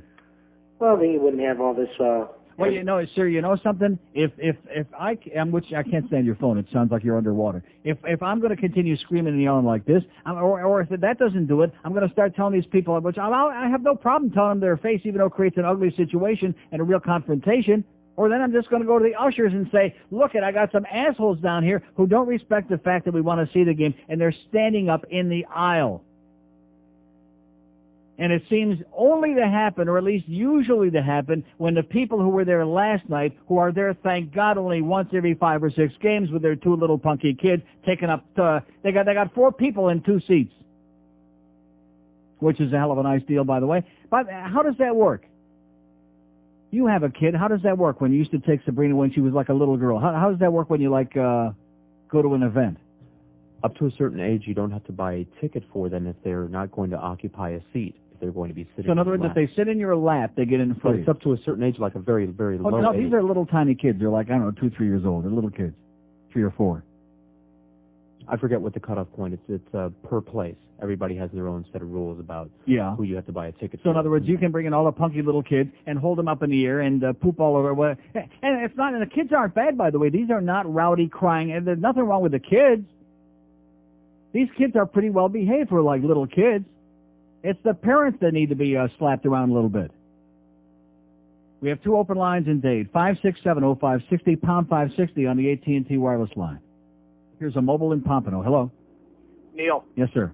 Just came back from St. Louis and went to a hockey game, St. Louis and Detroit. What a great game. St. Louis. You went to last night's game? Oh, which game did you go to? Because they tied last night. No, last Saturday night. Oh, I see. Yeah, St. Louis won that game. Yeah, and the fans are unbelievable. The ushers were incredible. Mm-hmm. I mean, you don't even have a chance to go to your seat unless there's no action. Right. And another thing I want to say. Yeah, you ushers up there at the Macarena, you're doing a piss-poor job, okay? You're doing a crappy job. You're letting people stand around in the aisles and block everybody's view while you're busy up there playing grab-ass with the security cops up there. I'm going to stick that guy with a fanny pack on him. Go ahead, sir. I'm sorry. Another thing. I'm down here in Hollyweird on Federal Highway. Yeah. These jackass Canadian tourists drive so bad, I just want to run in. Yeah, well, go ahead. Of course, they don't care. They got those crappy old cars. They don't care. And I don't think they know what the gas pedal's for. Yeah. Can I call someone a douchebag? They know their gas. Now, go ahead. Dave, the interior guy, you are a douchebag. Okay. Thanks, Neil. Okay, watch out for his interior. Okay, see ya.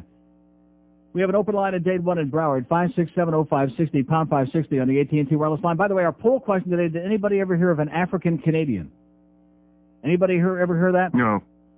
Because Peter Worrell, speaking in, by the way, he's Canadian, very articulate guy. We had Kevin Weeks on the team for a while there, the goalie who wanted too much money. We said bye-bye. And he was like Bahamian or something, very articulate, spoke kind of like with a British accent, very bright guy. And this goes back to what I was talking about yesterday with it, and we had these calls from guys, oh, well, I'm an African-American. I hate to break the news to you. I don't want to burst your bubble. I know you've been you've been propagandized by the white, the white bureaucracy here in America. But the fact is, there is no such thing as an African American.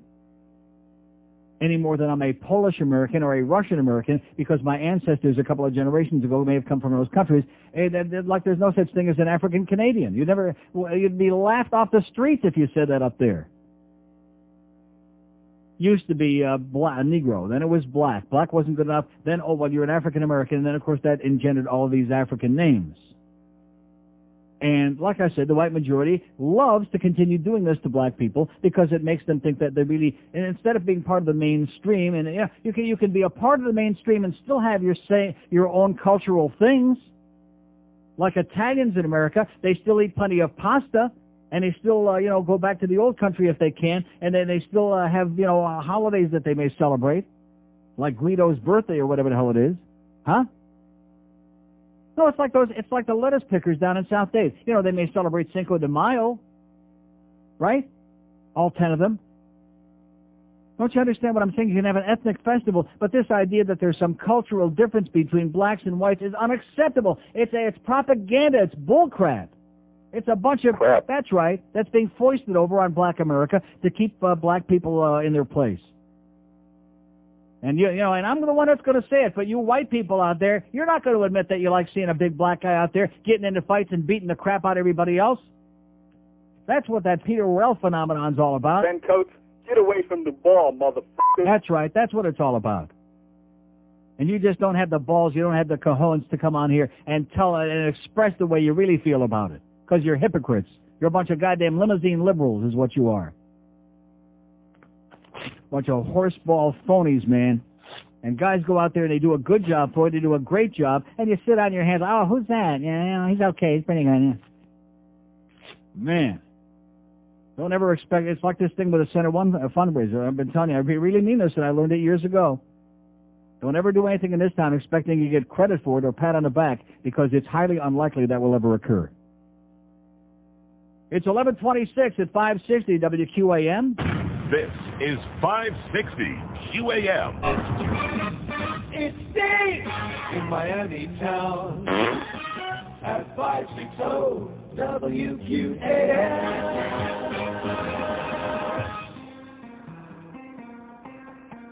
It puts the lotion in the basket. It mixes it all up. It puts the lotion in the basket. It puts them both together. It puts the lotion in the basket. When the eyeball falls out, it puts the lotion in the basket. Then it has to hose it down. It puts the lotion in the basket. It's what I have to get. It puts the lotion in the basket. Need to rub it on my breast. It puts the lotion in the basket. I have to dry clean my skin soon. It puts the lotion in the basket. I said, Doctor, I switched my BB in my legs. I said, Doctor, I like to dance around this way. I said, Mommy, are the lambs quiet today? I said, Mommy, I want to look more like a woman. My name is Buffalo Bill. It puts the lotion in the basket. It makes it for my skin. It puts the lotion in the basket. I hold my BB in. It puts the lotion in the basket. How much does it cost? It puts the lotion in the basket. I got my skin suit nipple necklace.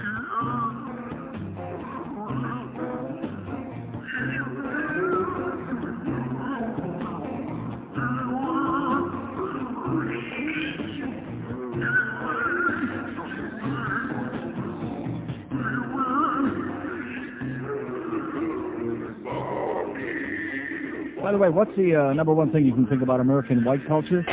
It's 11:31 at 560 WQM. Oh, and that lady, I was just going to go to her and she hung up. I was just going to put her on and she had disappeared. How do you like that bitch, huh? Open line in Dade where that bitch just hung up. 5670560, pound 560 on the AT&T wireless line. I saw that, sweetheart. Here's the mobile in Hollywood. Hello.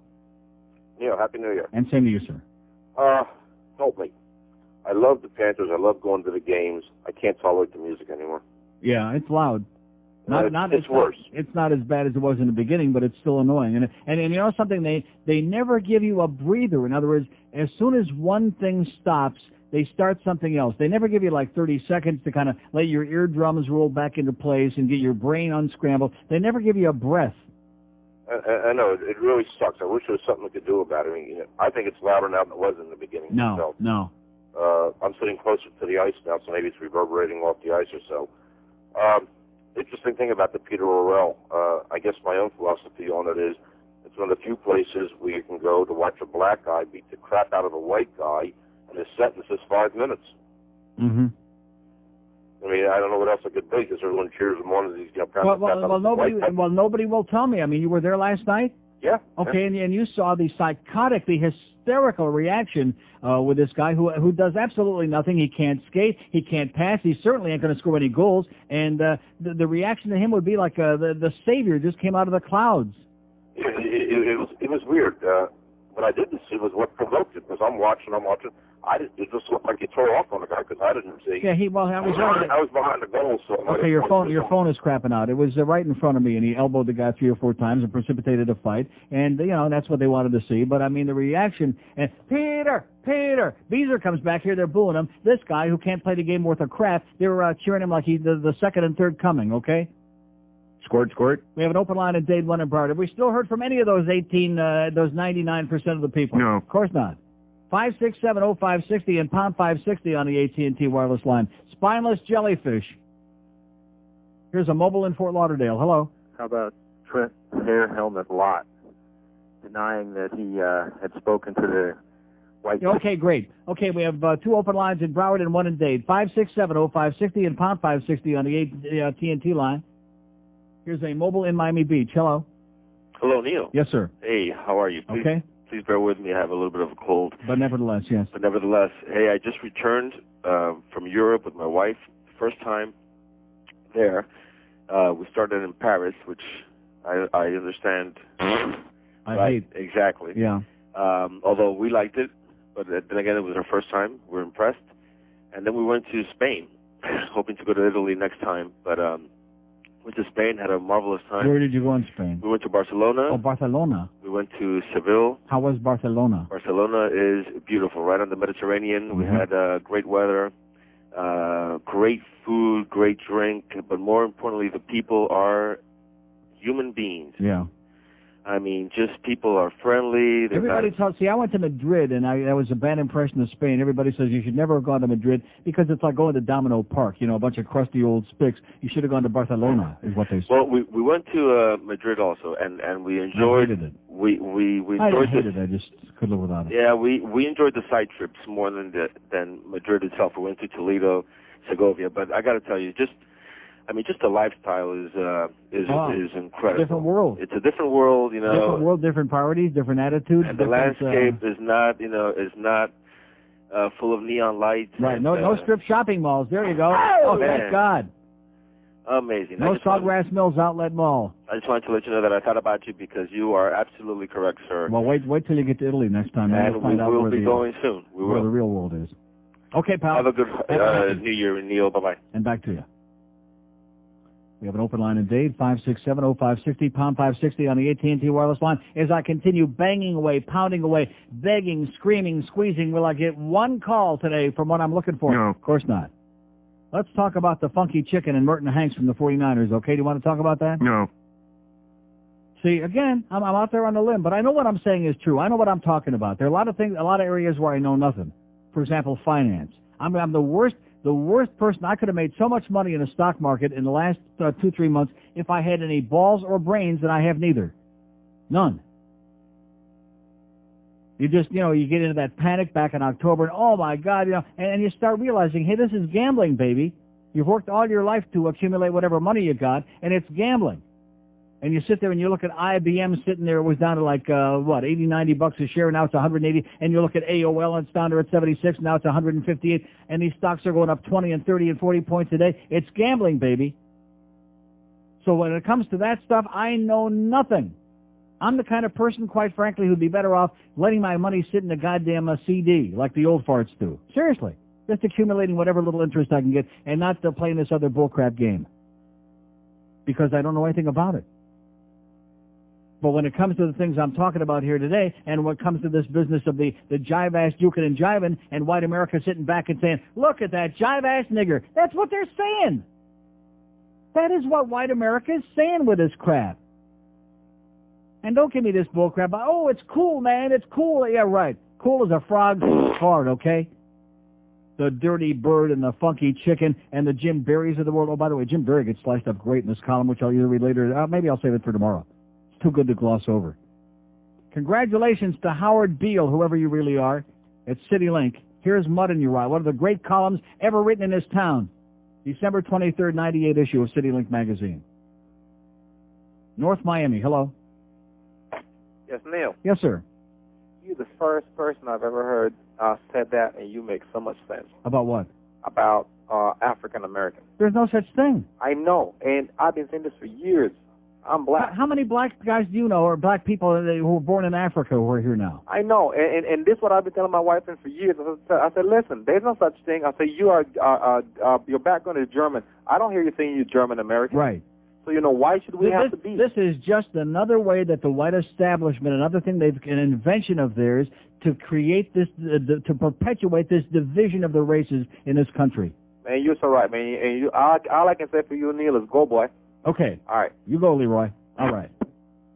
Go, white boy. Go, cracker boy. Go, Jew boy. We have an open line today. Boy, how come I got to pee so bad? Maybe it's because I'm drinking 20 or 30 of these diet sodas here today. That could be it. I'm going to start peeing in a cup, I think. No, seriously, it's too long a walk down a hallway.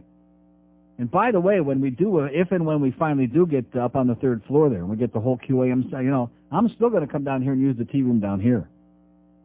What are you laughing about? That Lysol is expensive, man. Do you think I'm going to use the same toilet seat upstairs that some of those people over there are using? I don't want to mention no names. Oh, no way, Jose. Oh, I'll leave him out. Here's a Hallandale. Hello. Hey, Neil. Yes. This is Selma from Hallandale. It's what? This is a live one, Selma from Hallandale. Yeah. Not an old dead douchebag. I want to ask you a question. You sound like somebody in Hallandale. Oh, come on. Get with it. Listen. Get with it? I want to ask you a question. With a voice like that, you're telling me to get with it? You sound like Geldy on the helium. Let me ask you a question. Yeah.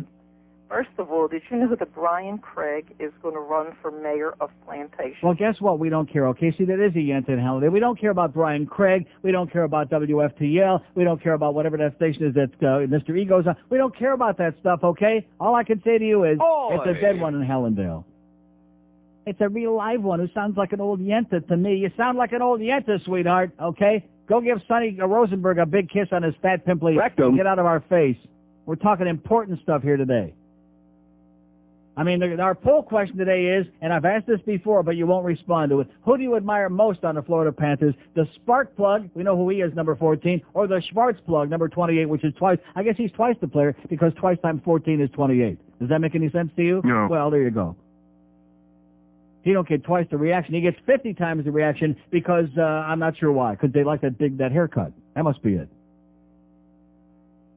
20 minutes till noon at 560 WQM. We got Hank coming up from the Sporting Brews from 2 to 6. We got Kimba Bocamper. Who? It's not Hank? It's Kimba. What do you mean by that? My schedule does not say that. Well, I forgot to put the new one up there, or I wasn't here, or something happened. You mean the Humper's not going to be on today? No. Where the hell is he today? He was talking yesterday about maybe going to Vegas for New Year's.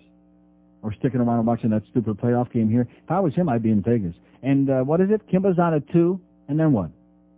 And, well, whatever was on after that, we got the big goddamn, what is it again? The Micron PC, Pool and Weed Whacker. Stick it where the moon don't shine in your rectum bowl tonight, 7:30 here on QAM. This is 560 QAM. Oh, God.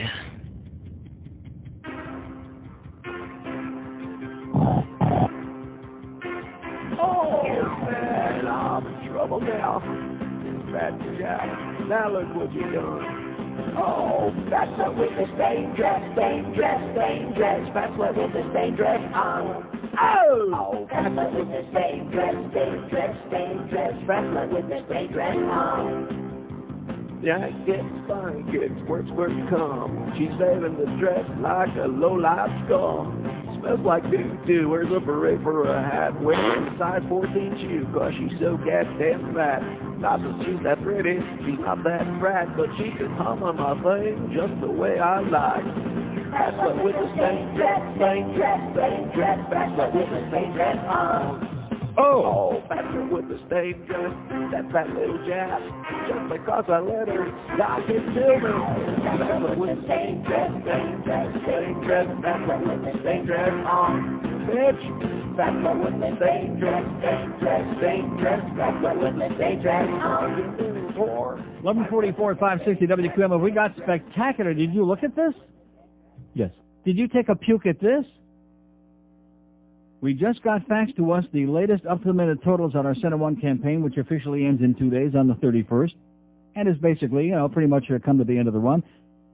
$138,826 bucks, which doesn't include, what did I give you this morning from last night of the game, 110, right? Well, this envelope's got all kinds of stuff in it that I'm sure is not totaled on there. It does? Oh, so in other words, she has no way of knowing that. Well, right. why don't you give me add that up? Okay. While we're potchking around here, and I guarantee you we're gonna right up there about 140 grand. Now it's interesting. The most we ever raised for Center One before 2 years ago, and this was on the old WIC, we raised 140 grand, and that was with the best of Phil, which sold of course like hotcakes, and the best of Neil 2 volumes, and the best of Rick and Suds, which and whatever else we had, and the T-shirts, and all those multiple appearances by all the different people.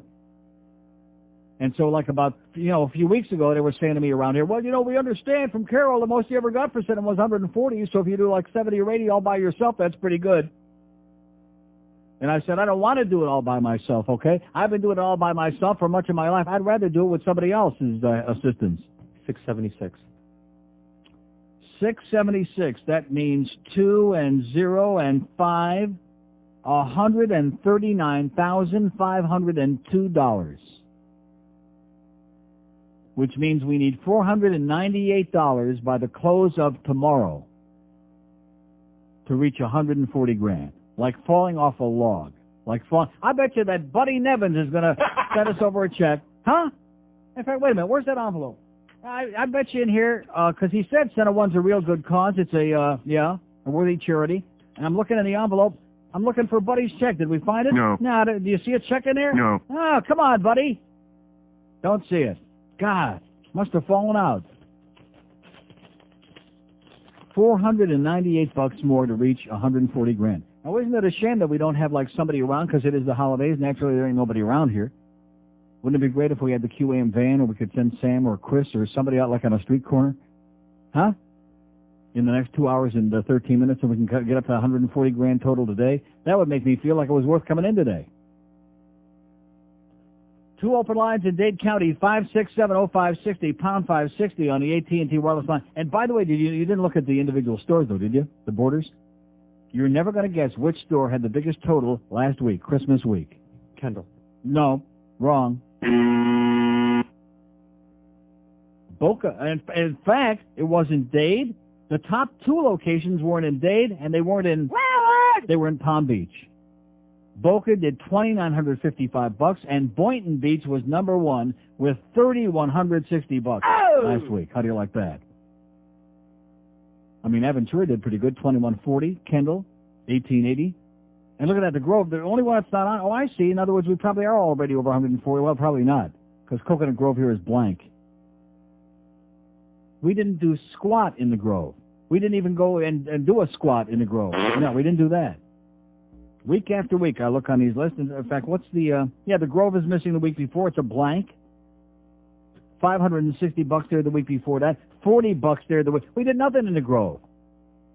Because basically, I mean, what do you got in the Grove? You got a bunch of fags and schmoes down there, okay? I thought we had lots of fags and schmoes, but I guess our fags and schmoes do not live in the Grove. That's the depressing. That's unbelievable. So we are gigantic up there in Palm Beach County. How do you like that? Oh! If we only had a line for them, well, we do. We have that 930-3000, but we never say it because we're too cheap to say it.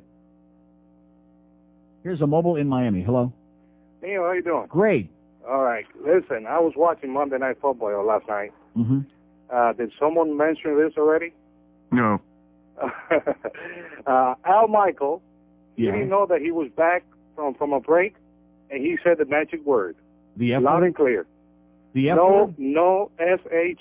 You got it. Oh, my God. He said on the air? Yes. Wow. Unbelievable. I fell off my chair when I heard that. And my daughter... Well, that'll be the end of him, because I think the reason they got Gifford off the games on Monday was he was starting to take a crap right on the air, too. He wasn't just saying it, he was taking one.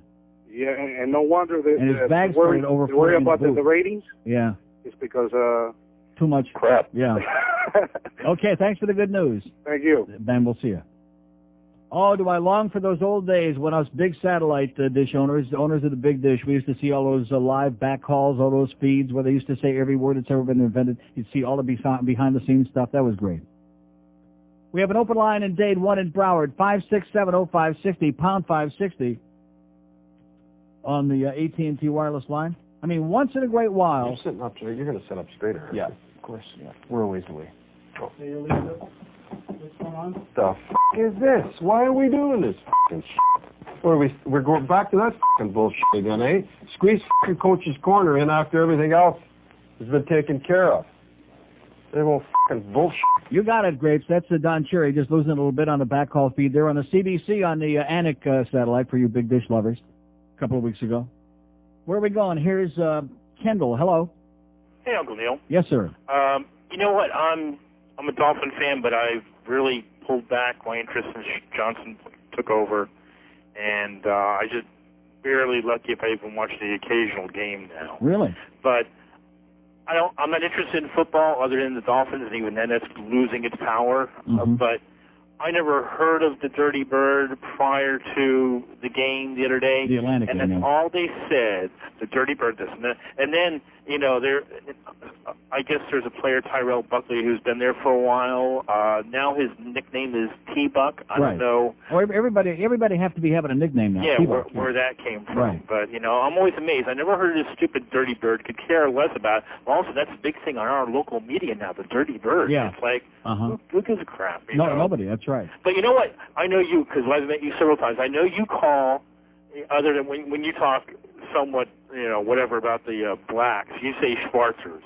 I've always preferred the term former Nigerians myself because they're not black Americans. I mean, they're not African Americans. They're former Nigerians. Well, what meaning what? What does that mean? Well, that's the main region they came from when they were, you know, captured by their fellow Africans and sold to the white man. That's a problem they'll never want to deal with. Well, let me ask you this seriously. Why can't people just be Americans? Exactly. I have no problem with that. You know, and I agree with you. Why do we have to have hyphenated? Why do we have to have Cuban Americans and Italian Americans and African Americans? Exactly. It's propaganda. It's bullcrap. There's no such thing. Exactly, because now you hit it on the head, but you missed the very next step, because now we have we've had the African Americans for a while, but now we all have to say the politically correct thing during the holidays. No, we don't. Happy Kwanzaa. No, we don't. No, I know I don't, and I know you don't, but I'm saying that's the thing. Okay, well, Happy New Year. That guy sounded like a little, you know what I'm saying, like a little over the edge, like maybe he's planning on attending a meeting this year, the first of the new year. We have an open line in Dade 1 in Broward, 5670560. I mean, you go to Toronto, they got all those Chinese, all those Asian people, mostly Chinese. Do they call them Chinese Canadians? No. They got all those Pakistanis there. They call it, you know, get into my cab in Toronto. The cab driver say, "Oh, how do you do? I'm a Pakistani Canadian." No, of course not. Did Ben Johnson ever say, "Oh, I'm a African Canadian"? No. I mean, it's ridiculous. It's laughable. The hyphenated Americans, all the better to keep, you know, separating them and, you know, divide and conquer, divide and conquer, divide and conquer. That's what it's all about. That's what the lily white establishment loves.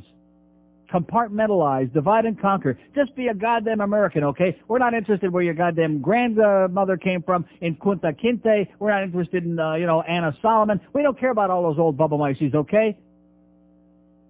Cut to the chase and stop this bullcrap about, oh, well, it'd be part of our culture. And let me say it again. Let me say it one more time very clearly. I travel all over the world. I see people of color in other parts of the world who speak perfect English, just as I am speaking to you right now, just as Ed Bradley speaks it, and just as Julian Bond speaks it, and just as Barbara Jordan used to be speaking it before she be dead, okay?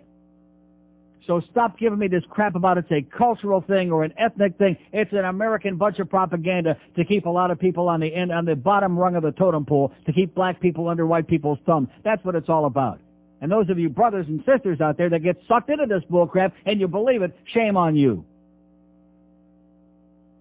Embarrassing. Just like with all this with the African names now. Oh man, that's a great way to become a part of the mainstream. Oh, we don't want to become, well, why not? Why not? I mean, we can only open up so many McDonald's and Burger Kings, and the NBA franchises ain't doing too good right now either.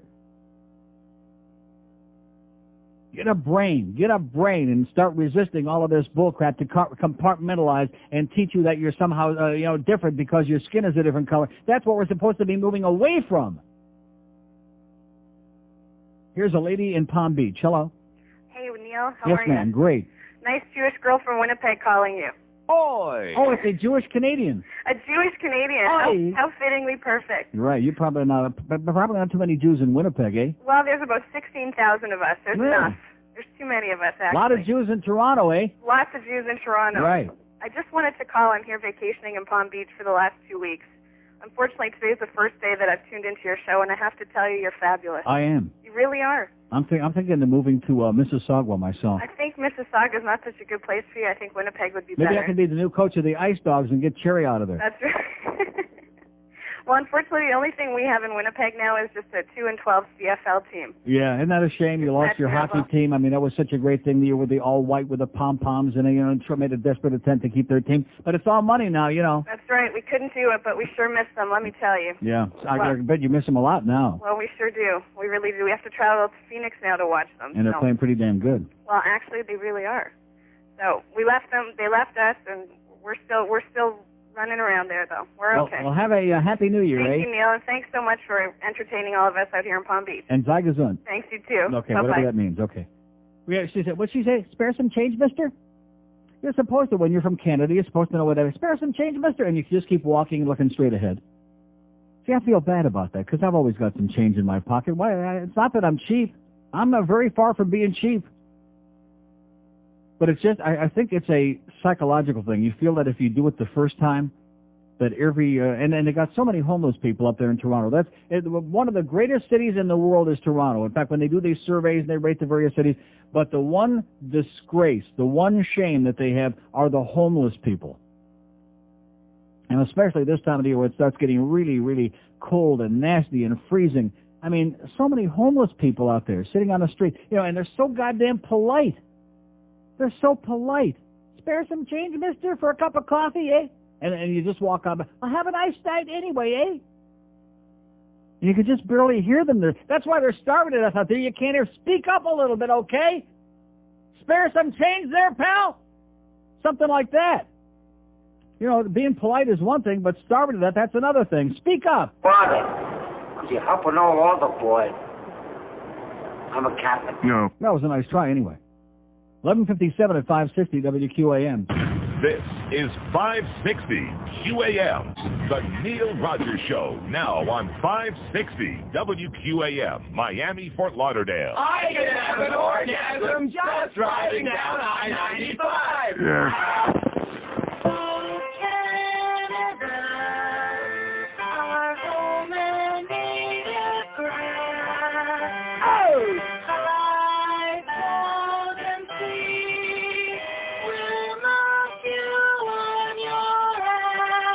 Okay.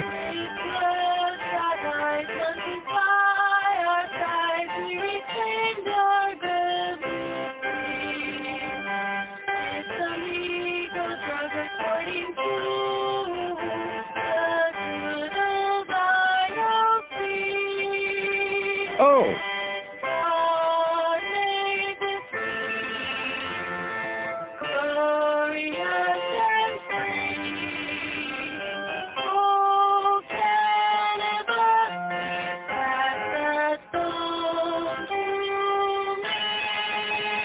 Okay.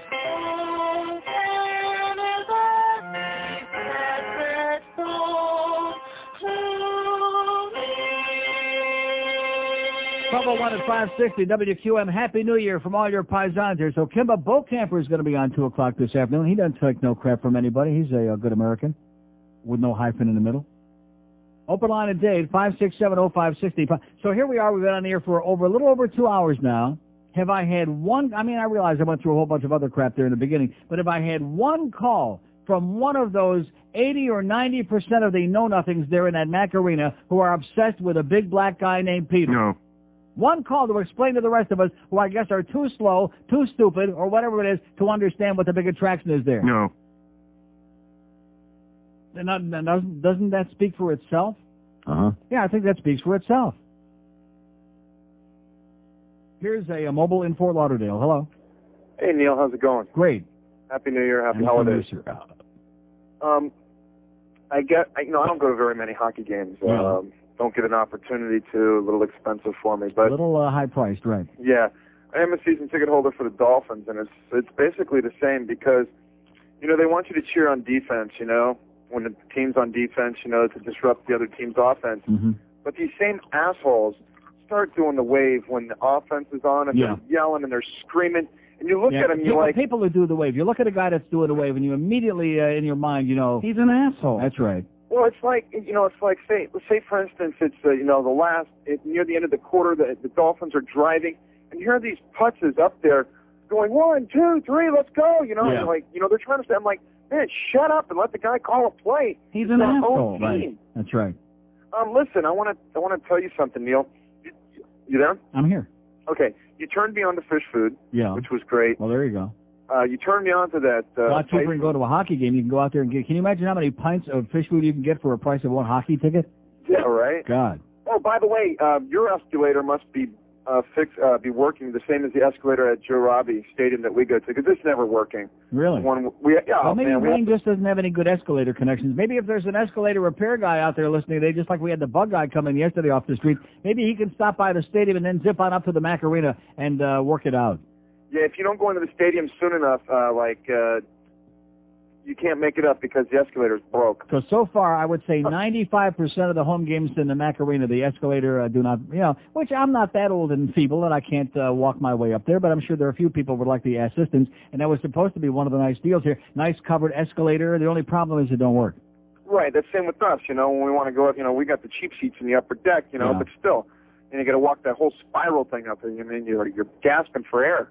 But anyways, you turned me on to fish food. You turned me on to that Tyson steak stuff, which was pretty good. Good stuff, yeah, excellent. Yeah, can I turn you on to something? Yeah. Okay. Do you like any Sara Lee products? Sara Lee? Yeah. How the hell can a fat slob like me be eating Sara Lee? I know, that's like fish food. I mean, I don't want to... I love Sara Lee. I don't want to kill you. Okay, thanks. Have a nice day. Okay, Happy New Year. I don't want to hear about it. I don't want to be rude to the guy. No, I don't want to hear about it.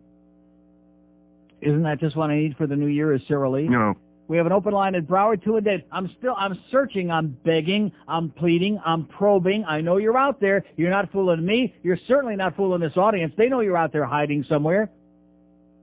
All you people from last night who are, I would think that you've toweled yourselves off by now and calmed down a little bit. I mean, it was a nice game. It was a big victory. The team is hot. They're playing good right now. It was enjoyable from that standpoint.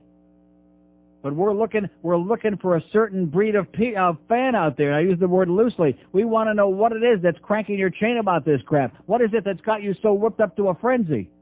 Peter, what is it? We're missing it. We don't see it. Here's Boynton Beach. Hello. Good afternoon, Neil. Yes, sir. Hey, listen, I had a question for you. First of all, the guy a few callers ago stole my thunder. I was going to tell you about Al Michaels and how he split the shot out over the air. But anyway, I just can't get over it. It was hilarious. Listen, just got a computer for Christmas. Yeah. How do I get through to Phil Hendry's website, whatever? You know, I want to pick him up and listen to him. George, what's the deal on that? On Phil's website, is it a KFI thing? To your Phil show? 1 moment, please. Oh, okay. 1 moment, please. George will look it up for you. Thank you. In fact, if you want to hang on, George will tell you. I appreciate it, Neil. Okay. Have a good day. No, he's got it. Wait a minute. What is it? KFI640.com. KFI640.com. 640.com. Right. Thanks a bunch, Neil. Okay. Bye. And have a happy. Yeah. Okay? Okay. Okay, Dade County's open. 567-0560, pound 560 on a mobile one line. I'm pressing, I'm probing, I'm looking, I'm searching. I got my navigation equipment out here. I'm just trying to uncover it. I got my microscope, my goddamn telescope. Searching for one of those 19,000 people last night, 80 or 90% of whom are hyperventilating. They're still moist from that experience last night. Of seeing this big black guy out there, their new hero. Please let us in on it. I mean, if this, like, I let you in on the fish food, I could have kept it all for myself. I let you in on the Tyson seasoned beef strips for all you Atkins diet people. I could have kept it all to myself. There's something spectacular going on there, and the rest of us, the small minority of us, we're too stupid. We're missing it. We're looking right at it. We just don't see it. Here's a mobile in Miami. Hello? Neil? Yes, sir. In honor of you, I've been a long-time listener. I've never called. I know you're looking for money for Center One. I'm going to donate $1,000 in your name. Oh! God bless you, sir. What a guy. I'd like to do it anonymously. I mean, I'm not looking for the publicity, but I think it's such a good center. They do good work, and I want you to go over the top. Okay, thank you. Hang on, George. I'll give you the address where to send it, okay? Hang on. There you go. How do you like that, huh? Oh! Eat your heart out, Buddy Nevins, with that putrid little illiterate letter that you sent me this morning. Well, what would you expect to get from a putrid little illiterate guy like Buddy Nevins but a putrid little illiterate letter? And that's exactly what I got. The difference between me and Wayne. Yeah, I got more hair. I don't have a lot, but the difference between me and Wayne is I got a lot more hair. He's got a lot more money. Now, I would prefer to have a lot more money. But I got news for you. If I had the $1 billion that he's got, I wouldn't be such a mean-spirited prick as he is, okay? And I wouldn't be always worried about, oh, am I making more money on this? You know, he's a businessman, but when you got $1 billion, so what's the big deal? He lost a few million here, he lost a few million there. He's not missing any meals. We have 2 open lines in day. These lines ought to be smoking here today. They ought to be smoking, but we can't extract even a little bit of honesty out of the so-called fans. This is supposed to be a sports station, which thank God for me that usually I give it a little bit of a breath of fresh air from that for 4 hours a day, a chance to have a mental enema from all that swill. But on your supposed sports station, every time we play this, it's like a hide-and-seek game. Can't find those Panther fans nowhere, no how. Even though every goddamn one of them is out there listening right now. Every one of you are listening. Am I right? Yes. Yes. God damn it.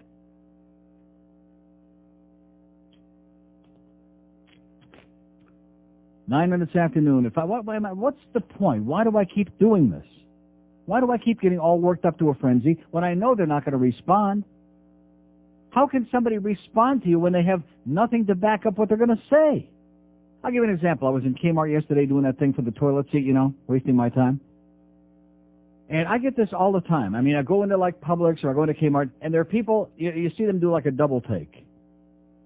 And they'll turn around, and you realize that they recognize you. Okay, well, they can say, hey, Neil, how are you? And I always am friendly. Hey, how you doing? Nice to see you. I love your show, whatever.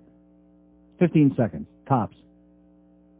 So I'm in Kmart yesterday. I'm wandering around looking for where the goddamn toilet seat place is. And here's a guy in his, I would say, 60s with his wife. And he does the same thing. Looks, you know, and she says, and you can tell he's saying to her, oh, that's Neil Rogers. He says, well, why don't you say hello to him? Well, I'm already like, 20 yards up the thing there, Here's a guy in a Kmart. He doesn't have the balls just to say, hi, Neil, how are you? Is that man ever going to call this show? No. I mean, are you kidding me? He doesn't have the balls just to say hello,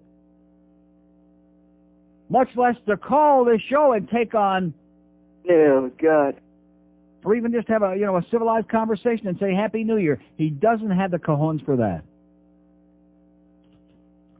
I think instead of in Kmart, they should have been shopping in the Cajones place. 10 minutes after 12 at 560 WQM. I like the wee-wee.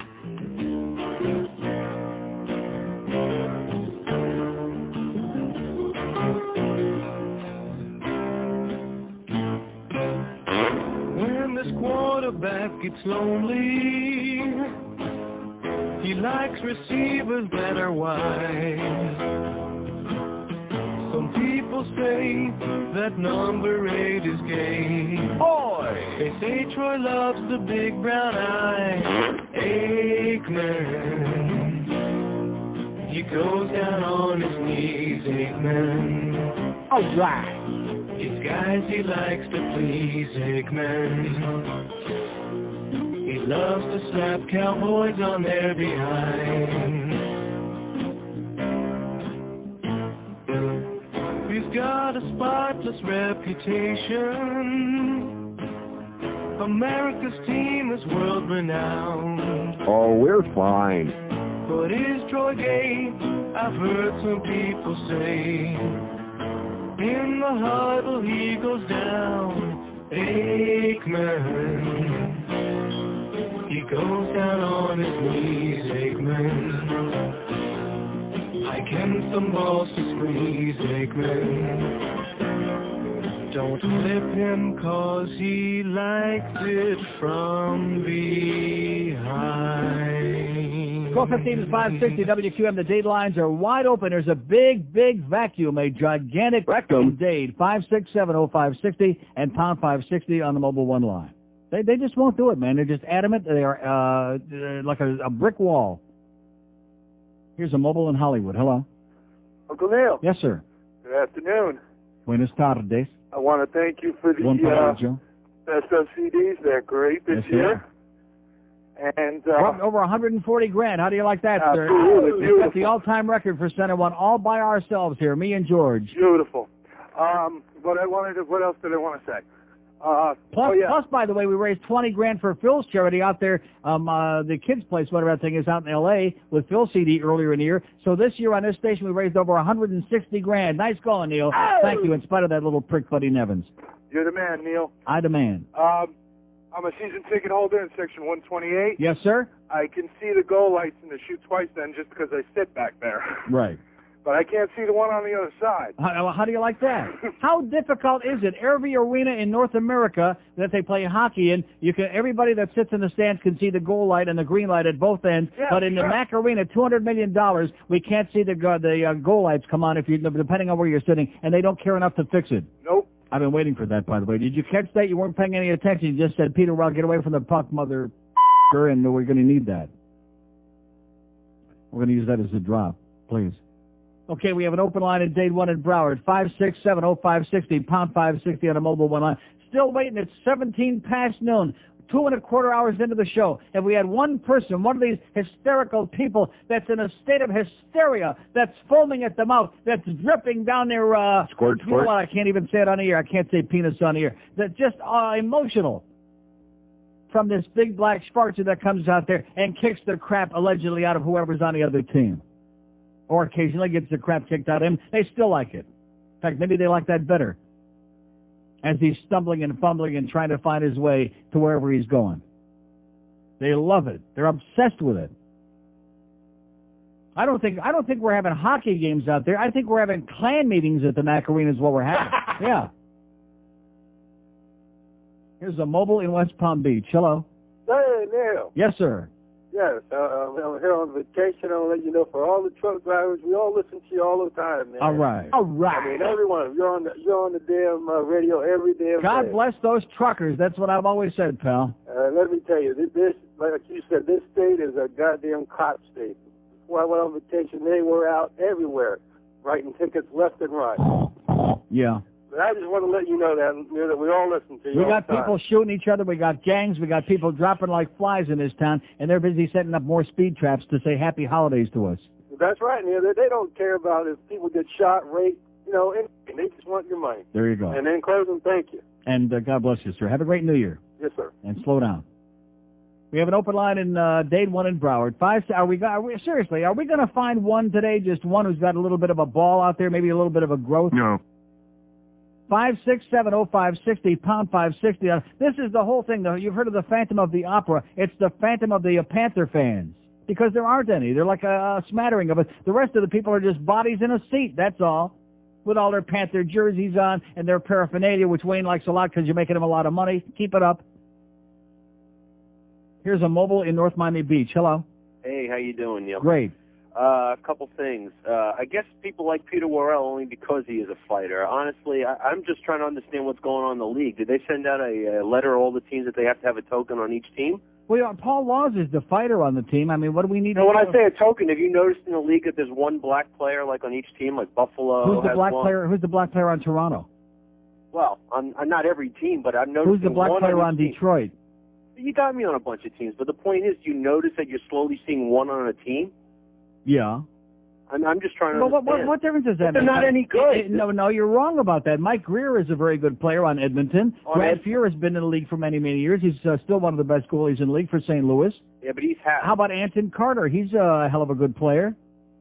How many black players can you name for me who are in the league who aren't good players, besides Peter Worrell? What about the guy in Boston? I can't remember his name. Anton Carter's not a good player? He's fair. He's fair? He's fair. He's one of the better young players in the league. Get out of here. Go back to your clan meeting. Go get your pointed hood and get out of here. Although he does have a point. You know, I've said this for the last several years, and we're serious. You black folks have taken all the other sports away, and that's fine, you know. We can deal with it, especially like the NBA. You know, have a good time. Sitting on the sidelines. But leave hockey for us white people, okay? We got to have something. Leave hockey to the white people. We don't mind a few token Schwarzers in there. I think, like I said, I apologize to the last guy. He had a good point. But he is wrong about Anson Carter. He's a real good player, and so is Mike Greer, and so is Grant Fuhr, and Donald Brashear. I can take him or leave him. He's a fighter, but see, there's a difference between being a fighter, being a goon, and just being a player who can fight, like Ty Domi. There's a little play. There's a guy who's got 3 goals, 7 assists. He's got 10 points. He can skate. He's a player. He's got some skills. And by the way, they just took a survey in a hockey news. All the other players in the league vote Ty Domi as the best fighter in the league, okay? Oh. Even though he's like a little midget guy and comes up to their puppet, he still knocks the crap out of him most of the time. Here's a mobile in Delray Beach. Hello. Okay, nice talking to you, too. Blow it out your ass up there in Delray with all you old farts. 567-0560 and pound 560 on the mobile one line. Here's Miami Lakes. Hello. Hey, Neil. How are you? Great. 2 quick things. First, I'm more than glad to say that I donated $100 to Center One. Thank you. Last week when I called, I asked George for the phone number, and I also heard it over the air. And I had a couple of friends that had the phone number, and go ahead and made it $100. It's not too much, but it's all I can afford for at the moment. Thank you. We appreciate it. Second thing, did you get the toilet business fixed? No, I got to go to Home Depot. I went to a Kmart. Okay. I went to Kmart and they sold me like a baby toilet seat. Right, yeah, because I had the same problem with the toilet, and I bought one from Kmart, as a matter of fact. No, excuse me, my mistake. I bought it from Walmart. Oh, Walmart. Yes. Oh, boy. I bought it from Walmart, and I had a big accident. So, yeah, I put it on, and I fell right through the... Right in the toilet. Oh, right. Well, you know something? I'm thinking of that. Now, this may sound grotesque, but when you come right down to it, who really needs a toilet seat, you know? Why are you looking at me like that? Why do you look at me with a look that would kill? Maybe you wouldn't fall right in. Well, you're a little spick, okay? You would fall right in. I got a big fat ass. I'm a big fat old Jew, okay? I probably could and you know something? That would be more like the European-style toilet seats, which allow for a much easier, more relaxed, right, because they're more contoured to the body. They're like wider. But that porcelain's really cold. How about if you heat it? Huh? Cheaper than buying a $200 toilet seat or whatever you're talking about. Yeah, George was telling me this morning about electrical toilet seats. I just want a goddamn toilet seat. I don't want a designer toilet seat. They have them in Kmart. They're fabric ones. Jesus, can you imagine anything messier than having a fabric toilet? Oh, my God. I mean, I know it's the middle of the lunch hour. I don't want to start talking about splitter and splatter and stuff like that. Spittle and splatter. But trust me when I tell you, no fabric toilet seats for this guy. Here's Fort Lauderdale. Hello. Hey, Neil. Yes, sir. I had my first trip to Los Angeles this last weekend. Yeah. And visited relatives over for the holidays. Mm-hmm. And I didn't drive out there, but they drove down the freeways. Yeah. And they got freeways that won't stop, and they do not have accidents. We got one Mickey Mouse freeway here. Well, that's because they know how to drive. That's because they drive with their directionals. They put their blinker on, and if somebody wants to get in the lane, you let them in, and they all drive that way because they know how to drive. This here, every day we got well, it isn't just it's the tankers and the truck drivers and everything. It's a mess here. I mean, these people are assholes. Yeah. I couldn't believe it. I went out there and sat there for the whole weekend. No accidents. Sir, I'm going to tell you, go to any really big city, like Detroit, okay? Detroit has got a great expressway system. They drive like a bat out of hell. They all know how to drive well. You'll see maybe a tenth of the accidents there percentage-wise, as you'll see here. They know what they're doing. No. And they don't sit there and drive with their brake. They drive with the accelerator. When the light changes to green, you can step on the gas even if you're the 10th person in line because everybody else is stepping on the gas. Here, if you're 10 people back, you know you're going to have to wait like 2-3 lights because they're picking their nose. Well, they're picking somewhere. But right, they're picking their seat. Yeah, right, but the Los Angeles, I could not believe. I mean, my God, it says 5 left lanes turn left or something like that. I mean, my God, these people... Well, it's a real place. You're confusing reality with fantasy. This is La La Land, pal. You better these people here, I mean, if if one of the Florida drivers went out there, the police would pull him over immediately. And just No, I think if we sent a lot of the Florida drivers out there, we'd probably never see him again. Well, the police would pull him over immediately. Thank you, Neil. Okay, have a great New Year, pal. Like I said, we'd never see him again. We have you think about it. We have an open line at Dade 1 in Broward, 5670560, pound 560 on our mobile one line. Are we getting any Peter Worrell stories here today? No. Does anybody out there know who he is? No. Listen, I've been through this so many times. The same. It's just a little, a few thousand people who pretend that they know what they're talking about, but they don't have the courage of their convictions. They won't call his show. They'll probably call up Hank one day when he comes back from a New Year's. Talk with him about hockey. Or they'll call up that Frog Denise Pot band, who doesn't have the balls to tell the truth about Peter Worrell, who couldn't skate his way out of a goddamn Kmart. 26 past noon at 560 WQAM. I've been into one thing about this year. Every year when the year is over, we look back in the highlights and the lowlights. One thing for 1998, I did a great service for you. I introduced you. I turned you on to the wonders of Ben & Jerry's fish food. Oh! That's right. Now, maybe you put on some weight. Too bad. You'll have to do some dieting. New Year's we do a little bit of dieting, or we talk a lot about it. We try. But Ben & Jerry's fish food is better than sex. That's right, better than bad sex. And sometimes better even than good sex. It's just incredible. It really is. It's chocolate ice cream loaded with gooey caramel and marshmallow right down the center, and loaded with little chocolate pieces shaped just like fish. Little hard chocolate pieces. And you put this in a microwave take a pint, you put it in there for about 32 seconds, 37 seconds. And you melt it to just the right consistency. And I'm going to tell you something. You put that in your puss, and you'll want to eat the container. That's how good it is. Ben & Jerry's isn't just, and like I said, maybe 90% of the people out there, they like Peter Worrell, they like vanilla ice cream, they like butter pecan. That's fine for them. If you got some good taste like me, pick up Ben & Jerry's. Great flavors like Cherry Garcia, Chocolate Cherry Garcia, New York Super Fudge Chunk, loaded with all kinds of good stuff in there. Chubby Hubby, Chunky Monkey, Chocolate Chip Cookie Dough, Heath Bar Crunch, Dastardly Mash, and all kinds of yogurt flavors that taste just like ice cream. That's how great they are. Ben & Jerry's is more than just ice cream. It's an addiction. You try one time, you'll be just shoveling down pint after pint after pint. They'll have to take you out of the house with a crane like that woman in Pompano. Pick up 20 or 30 pints today at your favorite supermarket, convenience store, your favorite mobile station, or visit the two Ben & Jerry's scoop shops. They're in Miami and Aventura Mall between Bloomingdale's and the AMC Theaters, and Miami Beach at 760 Ocean Drive. Make a resolution for the new year. A pint a day keeps something away. This is 560 QAM.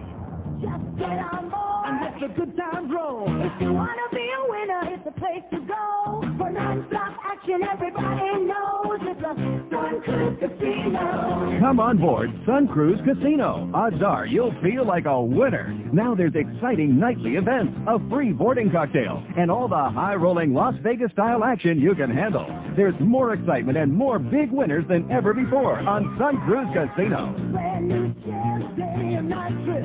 Cruising on the sea. Time to live and do what you can do on a Sun Cruise Casino cruise. Sailing day and night from ports all over Florida. For reservations, call 1-800-474-DICE. Party all day, party all night on the Sun Cruise Casino. You know it's our anniversary. It's Toyotathon's 20th anniversary. And right now, your South Florida Toyota dealers are celebrating 20 years of incredible sales with the biggest sales event in history. We're gonna save you money. Rush in this weekend, save like never before on brand new 99 Camry. Loaded with all the options you want. Now just $229 a month. Yeah, just $229 a month for America's best-selling car, the 1999 Camry. Or buy with zero down payment. Plus, get Toyotathon savings on 4Runners, RAV4s, Avalons, Sienna vans, even the all-new Solara Coupe. You know it's our anniversary. 20 years of Toyotathon. 20 years of savings. Brand new 1999 Camry. Quick, just $229 a month. We're gonna save you money to celebrate our anniversary. Because in South Florida. Hey, kids, are you tired of that neighborhood bully? He stole my lunch money. Ah, shut up, kid, and tell your mom to hold the mail next time. Next time, fight back. But he's bigger than me. No. Just tell Mom next time she hits the candy aisle at the grocery store, pick up a pack of new Shot Cat candy bars. Shot Cat? Yes, it's a new candy bar made entirely from recycled cow dung, guaranteed to turn your stomach. So next time... All right, kid, give me a lunch. No. Please don't take it. Just shut up and hand it over. Okay, here you go. But whatever you do, please don't eat my candy bar. Hey, cool. This tastes like shit. So, you want my lunch tomorrow, too? We got a hunch, you gotta blow lunch when you take a bite of that Shit Cat bar. Oh! Okay, 1231 at 560 WQM. Somebody faxes me from the American Heritage College Dictionary. The definition, then it's interesting. You look under German, and it's got, where the hell is it? Well, you know what it's got. Somebody from German ancestry or et cetera, or German origin. Or you look under Polish, or it's the same thing. But you look under African, and then underneath the definition for African is African American, of or relating to Americans of African ancestry, Afro-American, an American of African ancestry, and Afro-American, et cetera, and so on. So it goes to show you, this is propaganda invented and perpetuated by the white establishment and by Alex Haley, who had a very anglicized name, by the way. I interviewed Alex Haley on KAT, and guess what? He's dead now. Here's a mobile in Fort Lauderdale. Hello. Neil. Yes, sir. Hey, how you doing? Great. Hey, I'm not a long-time hockey fan, but I am a season ticket holder. Yes. And Worrell is an epitome of a hockey player. Can't play. Can't even fight. He's an epitome of a hockey player? He's terrible. He's the epitome of a hockey player. Okay, thank you, sir. Okay, give him this stuff from the dictionary, okay? Well, no, we got to have the American Heritage College Dictionary right here, and he says he's the epitome of a hockey player. Okay? We have an open line at Broward, 567-0560, pound 560 on the, that's epitome to you, sir. Where are we going? Here's Sunrise. Hello? Hey, Neil. Yes, sir. Yeah, first time, long time. Can't hear you. Yeah, when I was in college in the mid-'70s in Boston, I knew a hockey center who labeled himself as an Afro-Canadian. And what happened with him was he wasn't buying into the militant stuff whenever it was Afro-American, so at the hockey games, whenever he'd score, we'd whip out a big banner that would say Afro-Canadian, and he'd laugh like hell when he could keep a straight face. Where was this? Northeastern University. His name was Wayne Turner. Huh. He was a black center, very talented, from some outpost in Saskatoon. And as a matter of fact, he won. I knew his sister had. He scored the winning goal in the Beanpot in overtime in his senior year, but he wasn't buying into it, and his label was Afro-Canadian. Oh, the Beanpot tournament, boy, that's a great thing. It's a great tournament, yeah. I miss it. Can you imagine them having a Beanpot tournament down here? No. Forget it. I think we're all... How's that U of M hockey team coming, by the way? No. Well, see, the good thing is we'll never beat the Gators in football, but let us take on their hockey team anytime. There you go. But then as far as Peter Worrell, Mike Tyson on skates. Can't skate, can't fight really either. But maybe he sure can bite it. Okay, thanks a lot, pal. I think he's got a good point. He bites.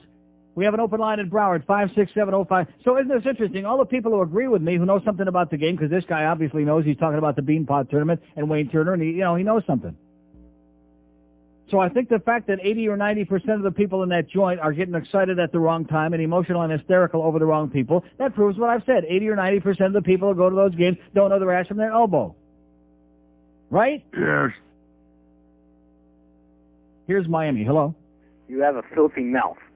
Thank you. Okay, we have an open line at Dade. 567-0560. Waited all that time for that? Thank you, sir. 567-0560 and pound 560 on the mobile one line. I'll wash it out with Clorox in my mouth, too. Here's a mobile in Oakland Park. Hello. Hey, Neil, how are you? Great. Hey, I think Peter Worrell can't skate worth a damn. They ought to get rid of the bump. Okay, thank you. Okay, I'm not interested in anybody else who agrees with me, and it's boring. 56705. Let's keep the lines open for all those thousands of people who are trying to call in here today to voice an alternative opinion, who've got the guts to disagree with me because they know what a great player is all about, because they really understand the sport, okay? They be understanding it. You know, just calm down. Quit doing the goddamn dirty bird for just long enough to make a call. I'll sit here and listen very respectfully for about 4 or 5 seconds. This is a call from Frisco. Hello? Yes, sir. Hi, Neil. How you doing? I'm calling from the Silicon Valley. And I just Silicon Valley, yes. And I got all the tapes, 7 tapes yesterday, and a T-shirt in the mail, what I got from the internet. Great. I want to thank you for it. Are there any additional CDs or cassettes available? No. No? No.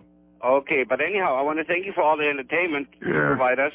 We have like 3,500 people here, and they all listen to you, well, the last 2 hours over the internet. And we appreciate it.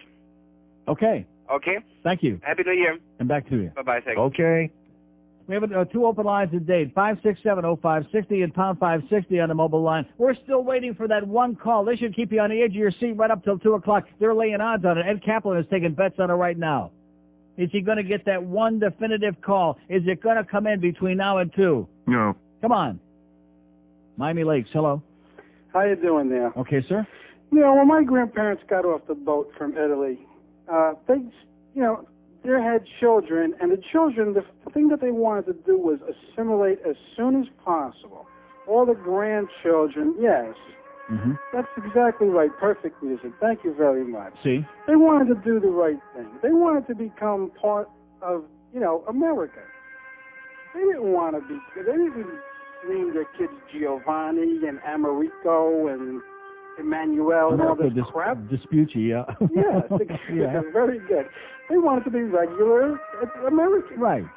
So tell all these people, like Luigi.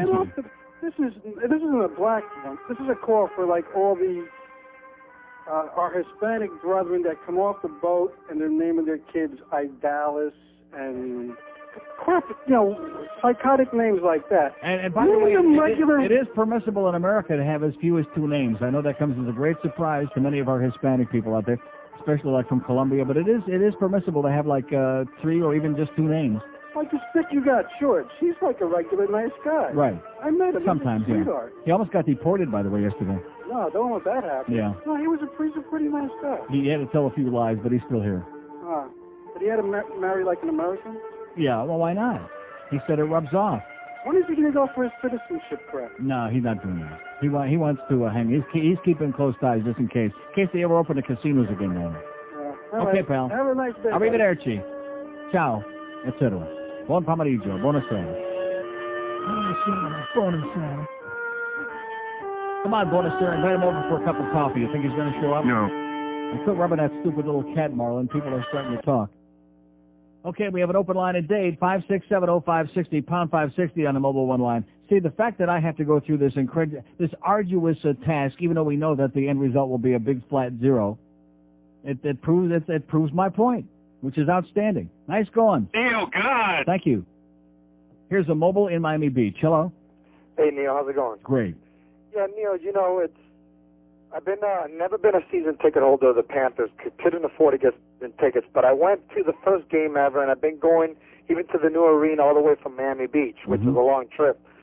And all these people that go to the games, they just go so they can say, oh, I went to a Panther game. They don't know a damn thing about hockey. Yeah. And like that guy that called you, first of all, Peter Worrell is not even the best black player on the Panthers. Kevin Weeks plays for the Panthers. Kevin Weeks doesn't play for the Panthers anymore, though. He doesn't? No. What happened? Okay. We have an open line at date 1 in Broward, 567-0560, pound 560 on the mobile one line. It's 21 till 1 at QAM. Saw my good buddy Charles Alfieri at the hockey game. Now, there's a real hockey fan. He's there every game. He's in my section down below there. He's a great hockey fan. He loves the Panthers. He knows what I'm talking about. Right, Charlie? Uh-huh. You bet. And he also knows all about here.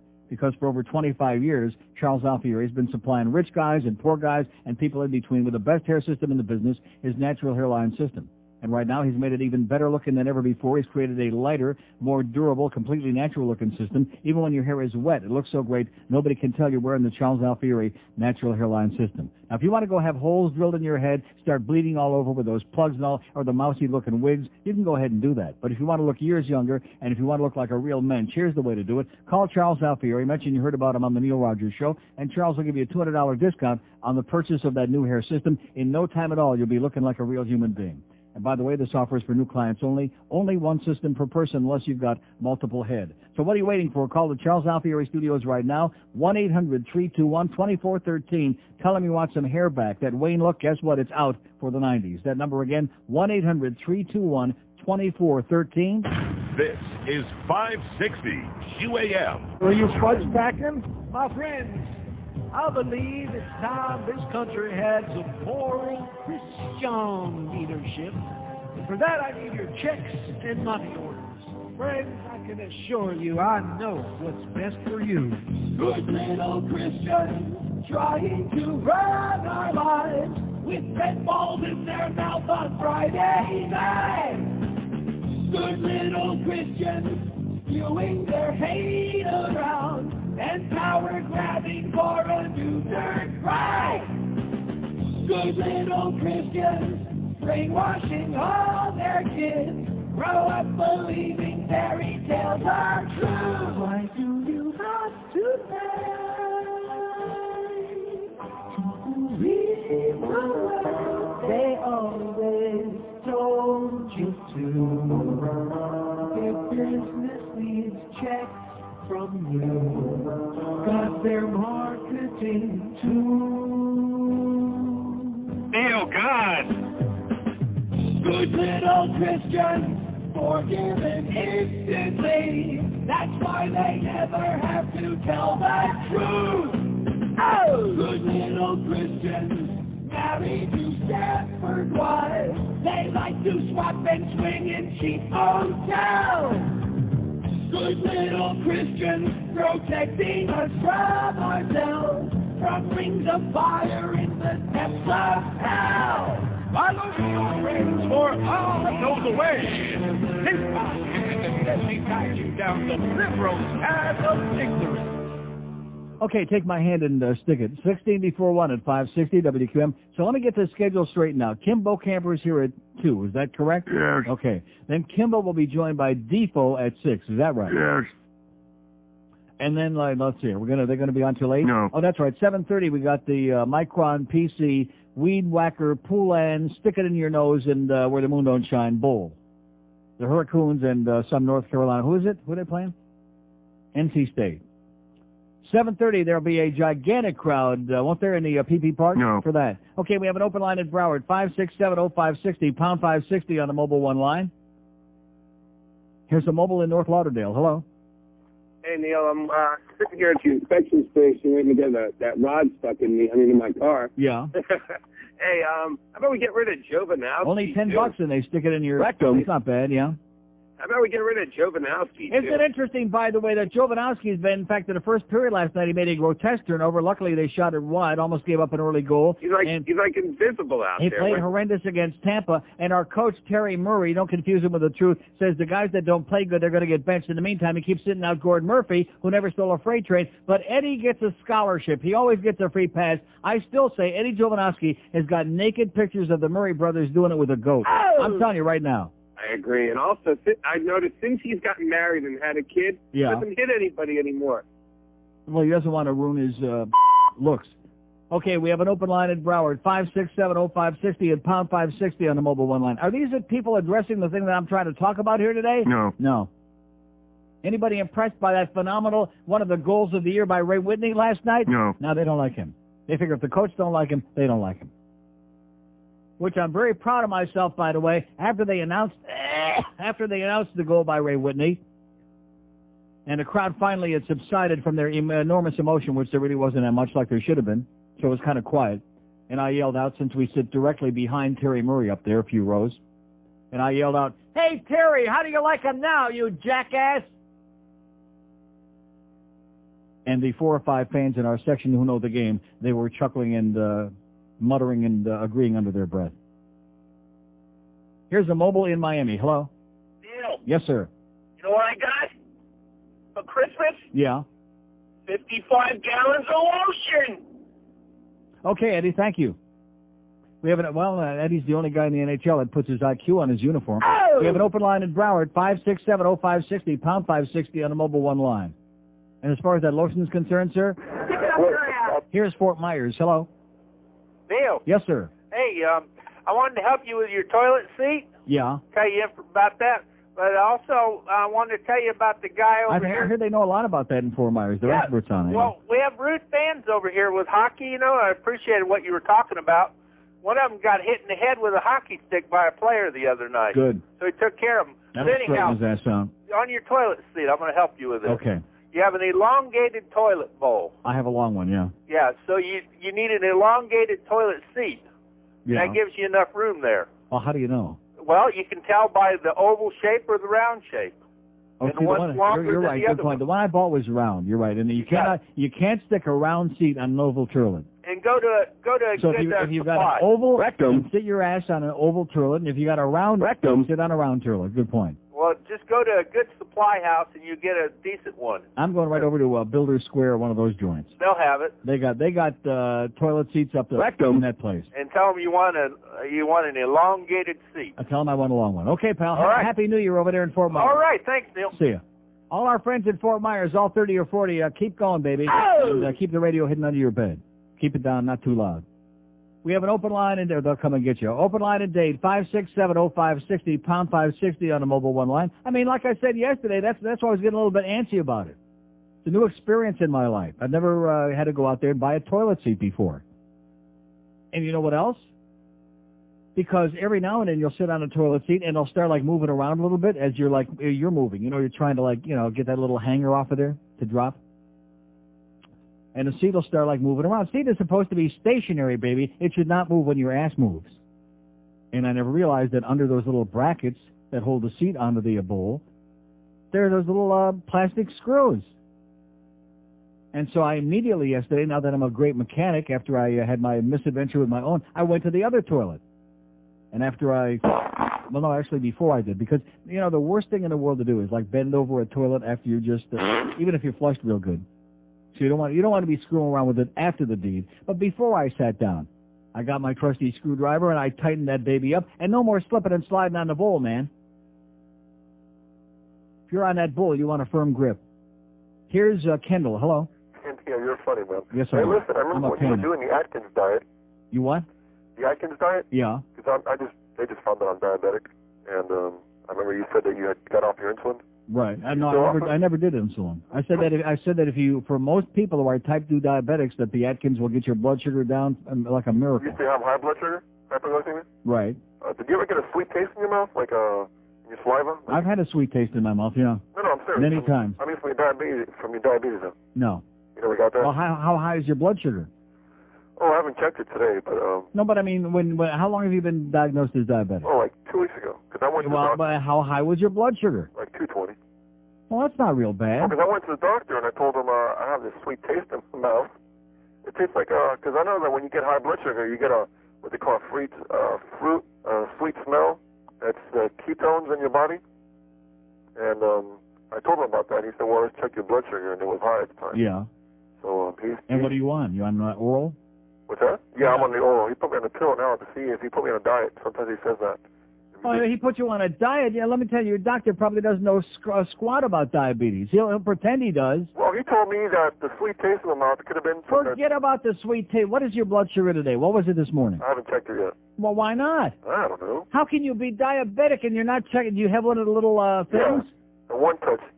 You have a one-touch thing, okay? Me too. Okay, so check it out. What is it? What was it yesterday? Yesterday was all right. It was 110. No, I didn't take the pill yesterday, and it was 110. You didn't take the pill and it was 110, which is normal, by the way. You do understand that? Yeah, it goes 140 is borderline.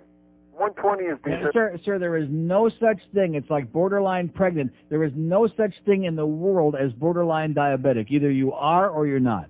No, I'm saying that the cutoff point for doctors... I understand, but I'm just telling you again, because doctors like to use that term, oh, you might be a little... Before I was diagnosed as diabetic, I went to one jackass doctor in the Gables, and his comment to me was, oh, you might be a little borderline diabetic. There's no such thing. You either are or you're not. Right. That's true. Well, keep monitoring it. If you're having a problem, read the Atkins book. Believe me, it works like a miracle. I was just wondering about the taste in the mouth. I never noticed Okay, well, listen, stop doing whatever you're doing. Okay, that's why he's got that taste in his mouth. Jesus, God. Yeah, I've had a sweet taste in my mouth. Squirt, squirt. We have 2 open lines in Dade, 1 in Broward. Look at this. Look at this crowd here. And it's almost 1 o'clock, and we still haven't had what I'm looking for here today. Just one honest Panther fan. One. Just one. Can we find it? No. Him, her, it. No. 567-0560, pound 560 on the mobile one line. We got a guy that thinks Kevin Weeks is still on our team, which I thought was pretty interesting. Here's Coral Springs. Hello. Neil. Yes, sir. Section 409. Can't hear you. Section 409. Yes. Ray Whitney, what a great play last night. Yeah. These fans low. Mm-hmm. They don't know a good hockey game when they... Okay, thank you. There's another guy just agreeing with me. That's great, okay? I don't want to be rude to you, sir, but it's boring. I know that. You don't have to tell me about Ray Whitney and that goal last night. It was great. But we're in a minority, okay? 99% of the people in there can't be wrong. I'm just going to say, so I'm going on strike. I can't do this. I will not do this. I'm just going to go on strike. I'm going to sit back in my goddamn chair and twiddle my thumbs and chew these Hall's Mentholyptus, okay? Which, by the way, you weren't here yesterday. I had my thing about sorbitol. Did you know that sorbitol is a substance that occurs within the body? No. And if you're diabetic, it's very bad for you. And so now, when I take anything, I eat anything with sorbitol in it as a sugar substitute, it makes me just sick as a dog. Now I understand why. Thanks to another fine nutrition book that I'm reading, which I won't burden you with today because I don't have it with me anyway. And you don't want to hear about it because you want to go out and eat fish food, which is fine until you die. 567-0560. I'm just going to sit back and wait on you, okay? All you Peter Worrell lovers out there, all you people that think you understand what a hockey game is all about. 567-0560, pound 560 on the mobile one line. All you people that want to stand up in front of everybody else and ruin our enjoyment of watching the game. All you people that want to go out there and do the dirty bird and watch yourself up on the screen acting like some kind of a chicken in heat. 567-0560, pound 560 on the mobile one line. I'll get it. QAM. Hit it again. Oh, sorry. Like I said, I'll hit it. QAM. Hey, how you doing? Okay, sir. All right. I just want to talk about the Panthers game last night. I thought we kicked butt. Yeah. And I don't know. It was a good atmosphere. The crowd got a little rowdy for that lame National Car Rental Center, and I saw you down there. I just wanted to say go Panthers. Okay. Later. See ya. Okay, there you go. Is that what I was looking for? I mean, he's a good guy. No, not what I was looking for. Because you're not going to get what you're looking for. Sometimes in this town, you'll discover, you go out there and you look around, you find what you're looking for? No. Believe me, not in this place. If you're looking for dead old people or those on the verge, if you're looking for a place, and this cracks me up, they want everybody to know that the Sunrise is the home of the National Car Rental Center, not Fort Lauderdale, because they want to put Sunrise on the map. Why don't they just put a big on the map, and that's Sunrise? How about we'll all meet at Sunrise Lakes before the game and share a nice blueberry enema? Sounds good to me. Okay. WQAM. Hello? Yes, sir. Yeah. I want to talk to Neil? Speaking. Panthers? Speaking. Neil? Yes. Oh, hi. Yeah, what you want to know about the Panthers? What do I want to know? I want to know why the crowd is fascinated with Peter Worrell. Because all he does is fight. Yeah. That's the only reason why. He's a big goon. Yeah. Were you at the game last night, sir? Yes, I was. And did you see the reaction when he got in the fight and a standing ovation? And they're going, Peter, even though that the 3 or 4 shifts he was out in the game, he kept falling down and did nothing to contribute to the otherwise outstanding victory? You're absolutely correct. So what is that all about? Because the people there, if you notice, half of them they bring all the kids. It's a social event. It's not a hockey game. You're right. You're absolutely right. Something. I'm asking a rhetorical question. I'm getting myself all worked up about it, and I already know the answer. They don't go there to watch the goddamn game. They're there to schmooze and hang out. And if somebody gets into a big brawl, that's the only thing they can react to, because anybody can understand a brawl. You're absolutely correct. Okay. God bless you, sir. All right. Thank you. There you go. Thank God for him. What are you smirking about? He summed it up best. I already know the answer. When people don't understand what they're watching, they can understand. I mean, even a little kid can understand a brawl. Hey, look at that. He beat the crap out of him, Daddy. Okay, great. All right. That's our hero. That's a big black guy named Peter who couldn't skate his way out of a goddamn parking lot. But he's our hero. He's the enforcer, baby. He's the Don Corleone of the Panther team. Anybody buying that? No. We have an open line at date, 567-0560 and pound 560 on the mobile one line. Oh, God, what a place. This town. I'm serious. If they could just get that enormous enema tube from the sky and stick it like right at the Golden Glades interchange would be a perfect spot. Oh, my God. That's what we need is a gigantic enema from heaven. All this scare we're hearing about the year 2000, I pray that a year from now, we look up there, just like at the Panther game. You see that Panther or the ass of that Panther that they lower down onto the ice very slowly in that 5-minute opening ceremony that seems to take 100 hours? Maybe a year from now, December 29th, 1999, we'll look up in the sky and we'll see it looks like a gigantic elephant trunk hanging down from the sky, from the heavens. It'll be God's enema tube. And it'll be aiming straight toward the Golden Glades interchange. Oh! Yeah!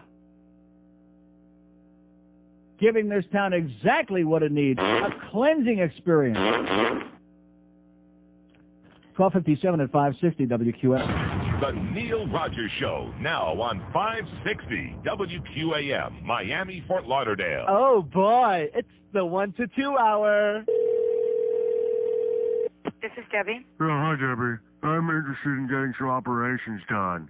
Okay. And some body contouring and some liposuction. Mm-hmm. And I was wondering if you get some tummy tuck and lip augmentation, cosmetic breast surgery, facelift, all of these things. Mm-hmm. And I was wondering... What would you like to start with? Well, I need to get everything done. Probably the first thing I'd like to have removed is my thing. Okay, we don't do that. No. Could you do breast implants, though? It can be done, but I don't know if they would do it right away. It puts the lotion in the basket. Mm-hmm. How much? 5,000. Excellent. I'd like to have my skin resurfaced, too. Mm-hmm. Laser surgery. Mm-hmm. Have the lambs stopped crying yet, Mommy? Excuse me? Don't hurt Mommy's little baby. It puts the lotion in the basket. I'd like to get the liposuction that I saw on TV. Okay. Can you make me look more like a woman? Well, we'll have to see you first, and then upon looking at you, we can tell you that when we see you. Should I wear my skin suit made of body parts, Mommy? If you'd like to. It puts the lotion in the basket. Would you like to make an appointment? Yes. Okay. There is a $100 consultation fee. That's fine. Okay. Yes. Okay. My name is Buffalo Bill. Okay, let me get a little Mommy. information from you, okay? Just one moment. It puts the lotion in the basket. I understand. It puts the lotion in the basket. Do you want to come in for a consultation for It puts the lotion in the basket. Okay. Would you like to make an appointment, or do you want to call me back? Or? It puts the lotion in the basket. I understand. I've got my skin suit and nipple necklace. Bill. It puts the lotion in the basket. I understand that. Would you like to It puts the lotion in the basket. Would you like to make an It appointment? puts the lotion in the basket. Okay, I will talk to you another time, okay? It puts the lotion in the basket. Hello? Is he done? Yes. Okay, thank you. 103 at 560 WQM. We have an open line in date. If you move quickly, 5670560, pound 560 on the AT&T wireless line. And we discovered today, we didn't discover too much, but we did discover that most white people respect big, big black guys because they're terrified of them. Here's Hialeah. Hello. Neil, Yes, sir. Julio from Hialeah. See? Hey, me complain about that Italian guy who called a little while ago. What is it? That Italian guy that called a little while ago. Yeah. Complaining about our putting our kids' Latin names. Yeah. My complaint is... what is your complaint, sir? Well, how about these African Americans putting all these Tarzan and Jane movie names to their kids, you know, Wanda and But you know something? Peter. I would prefer Tarzan and Jane when you come right down to it. Well, exactly. Wouldn't that be an improvement over Nikwana and Tayonda and Kimbi Cheetah and Cheetah. Moishi Popik? They were a cheetah, yeah. Another thing, too. You know what they say at the track? There's nothing worse than a cheetah, man. Another thing, too. How about that name for that guy who used to run the Port of Miami? That's what Hervé Filion always said. What is it? What's his name? Carmen Luneta? Carmen Miranda, yeah. Carmen Miranda? Carmen Basilio, I think. Imagine being a male child being named Carmen? No. Oh, my God. No, Nelson was bad enough, but Carmen, oh, God, it was bad for me. Yeah. Hey, Neil, a shameless request? Yes, sir. What's that, the priest from The Exorcist? Yeah. What was the power of Christ compels you? The power of Christ compels you. Oh, you made me here. The power of Christ compels you. Thank you. How about one more? The power of Christ compels you. Thank you. Okay, Oscar K. Milvitas. Get out of here. Okay. Oscar K. Milvitas. We have an open line in the date, 5670560. One more, come on. Come on, one more. The power of Christ compels you. Thank you. And pound 560 for all you mobile people on the AT&T wireless line.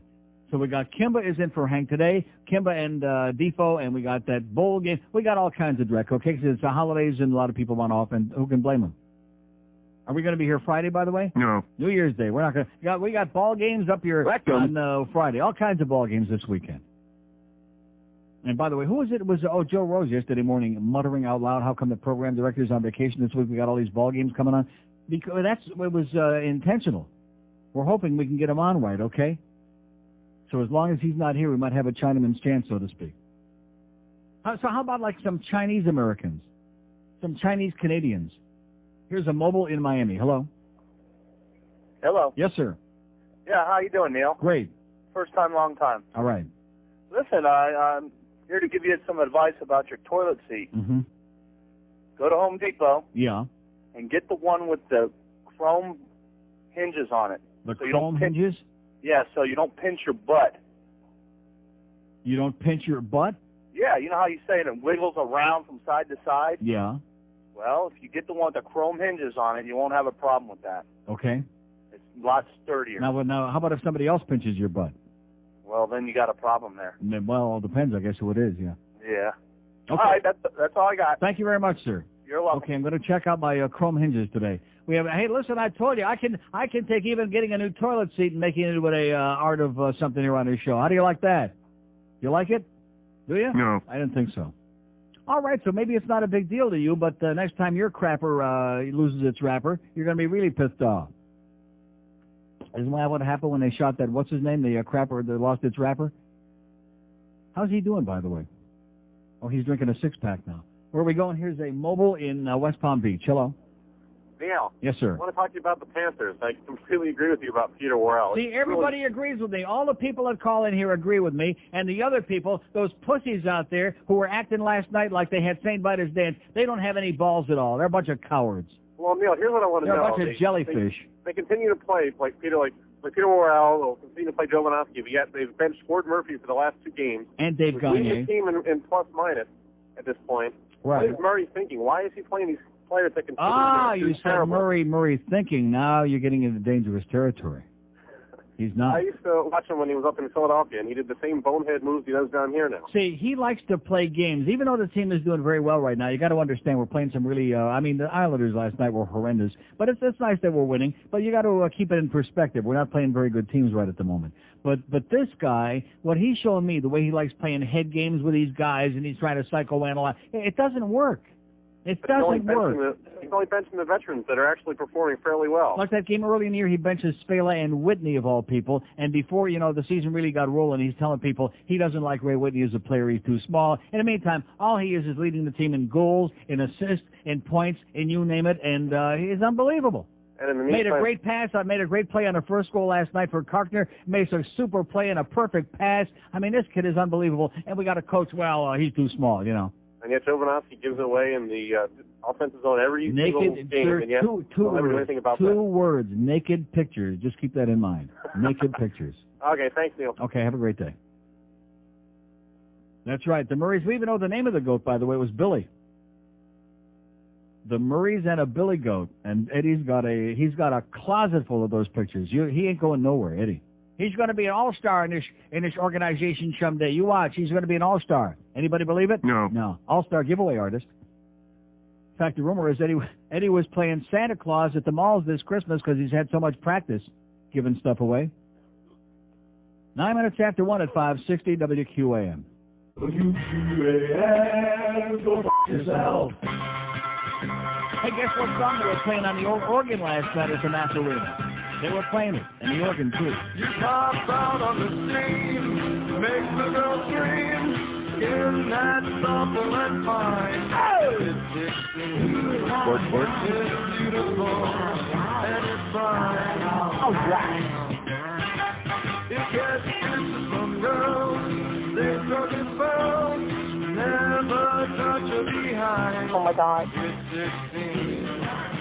It's beautiful. And it's fine. You call that a penis? It goes crazy when it's past. When it's bigger, it's better yet. It filled my hand, it touched my chest. Sport. Ooh, when it blew, it ruined my vest. It came out of my jeans and into my life. Oh, how it makes me feel fine. It's 16. So beautiful, and it's mine. I tell you one thing, this penis skate thing taught America in 1998. All the American men learned better aim is mighty important, man. 114, boy, it's moving along. 114 at 560 QAM. We got all 3 Dade lines open here.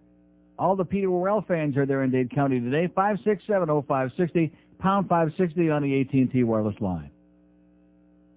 Here's a lady in Fort Lauderdale. Hello. Hello, Neil? Yes, ma'am. Hey, listen, I saw somebody in the drive-thru called Kumba. It was a little black boy, and I wanted to call you because I thought you'd appreciate that name. Kakumba? Kumba. Oh, Kumba. Yeah, I Kumba, told him I rode that ride in Busch Gardens.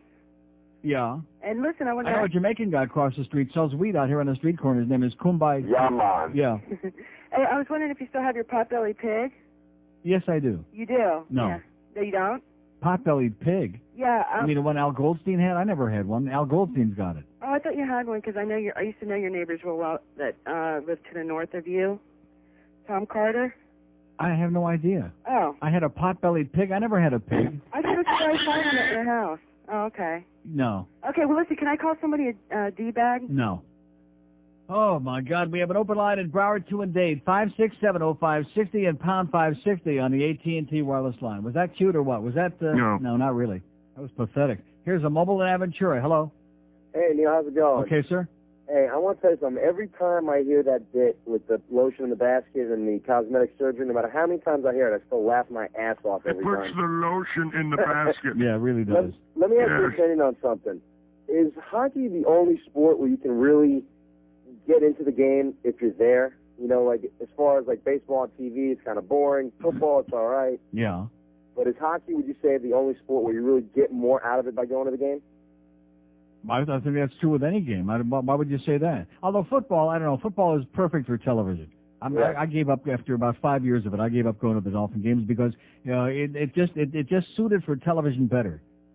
In fact, I'll be honest with you. When you go to a professional football game, depending on where you're sitting, it almost looks like a high school sporting event. You know what I'm talking about? It doesn't have the same excitement or the same drama in person as it does when you're watching on TV. Football, in fact, television made the NFL what it is today. Yeah, I went to the Bronco game, and I was actually on the field, and actually after that, I smoked a cigarette with Larry Little. Yeah. Number 66 of the Hall of Fame. Yeah. And I was pretty impressed with that. But let me ask you a question on something. Why is it that only people who go to the games to watch the fights never understand the game? Well, you answered your own question. It's a rhetorical question. Because if that's the only reason you go, that means you don't understand the sport. But why is hockey the only sport where they can fight, except for boxing, of course? Yeah. You know, why they don't have brawls in baseball? Well, but you get ejected. I mean, here you get a couple-minute penalty and you come back in the game. Well, because it's a much more physical game. They're not, they don't go back and hold hands in the huddle like they do in football. It's more physical. All right, thanks, Neil. Okay, have a great day, pal. It's a real man sport, hockey, as opposed to football, which is basically a pansy sport. Everybody knows that. Anybody that's ever watched those guys holding hands in the huddle? That's a gay club, you moron. We have an open line in Broward, 2 and Dade. 567. I mean, they wear those real tight pants, and they're grabbing each other around the crotch, and they're rolling around in the mud together. I mean, what do you call that? That's a gay club, you moron. 567-0560, pound 560 on the AT&T wireless line. Quarterback comes up, puts his hand under the center's rectum. I mean, what is that? What kind of a thing is that? One guy comes up and sticks his hand under another guy's ass. What do you call that? That's a gay club, you moron. 567-0560, pound 560 on the AT&T wireless line. As we're coming to a bitter conclusion today, I can smell it. Here's a mobile in Weston. Hello. Hey, Neil. Yes, sir. I agree everything you're saying about old Bubba out there on the ice. But what kind of captain do you feel that Scott Mellenby is? Meaning what? I don't think he does nothing for the team. Okay, great. Well, I'm real happy to hear that. See, there you go. There's a guy, another one of the original team, guy that really goes out there, digs and works and gives it his all, and this guy's hocking a China Kino like him. See what I'm saying? Okay, one call left on the board. We suddenly hit a brick wall here, baby. We were rolling along yesterday for a Monday, spectacular. Today, pretty damn good, and now all of a sudden it's like, oh, my God. As soon as I mentioned about that gigantic enema, they all drove to the Golden Glades. Where do we sign up? 567-0560, pound 560 on the AT&T wireless line. 139,502 for Center 1. We're definitely going over 140 grand. We're going to break the record this year. Oh! Thank everybody who helped us out. And thanks to us for doing a spectacular job. And thanks to Sam and Chris and everybody and, what's his name? What was his name? The other guy? Lou? Yes. who helped us with the QAM van out there. We raised several thousand doing that every day. Got a phenomenal total. Really nice going. And next year, you know what I'm thinking? Well, I'll tell you off the air. No, seriously, we could do a thing with the Phil Henry deal. We could make a deal with Phil where we would, like in the spring, make available a certain number of his CDs for their charity out there if we were able to take like a similar number and peddle them for Center One in the fall and raise ourselves another 20 or 30 grand. That sounds good. Here's a mobile in Miami. Hello. Mobile in Miami. Have a nice life. Okay. Another coward. Mobile in Fort Lauderdale. Hello.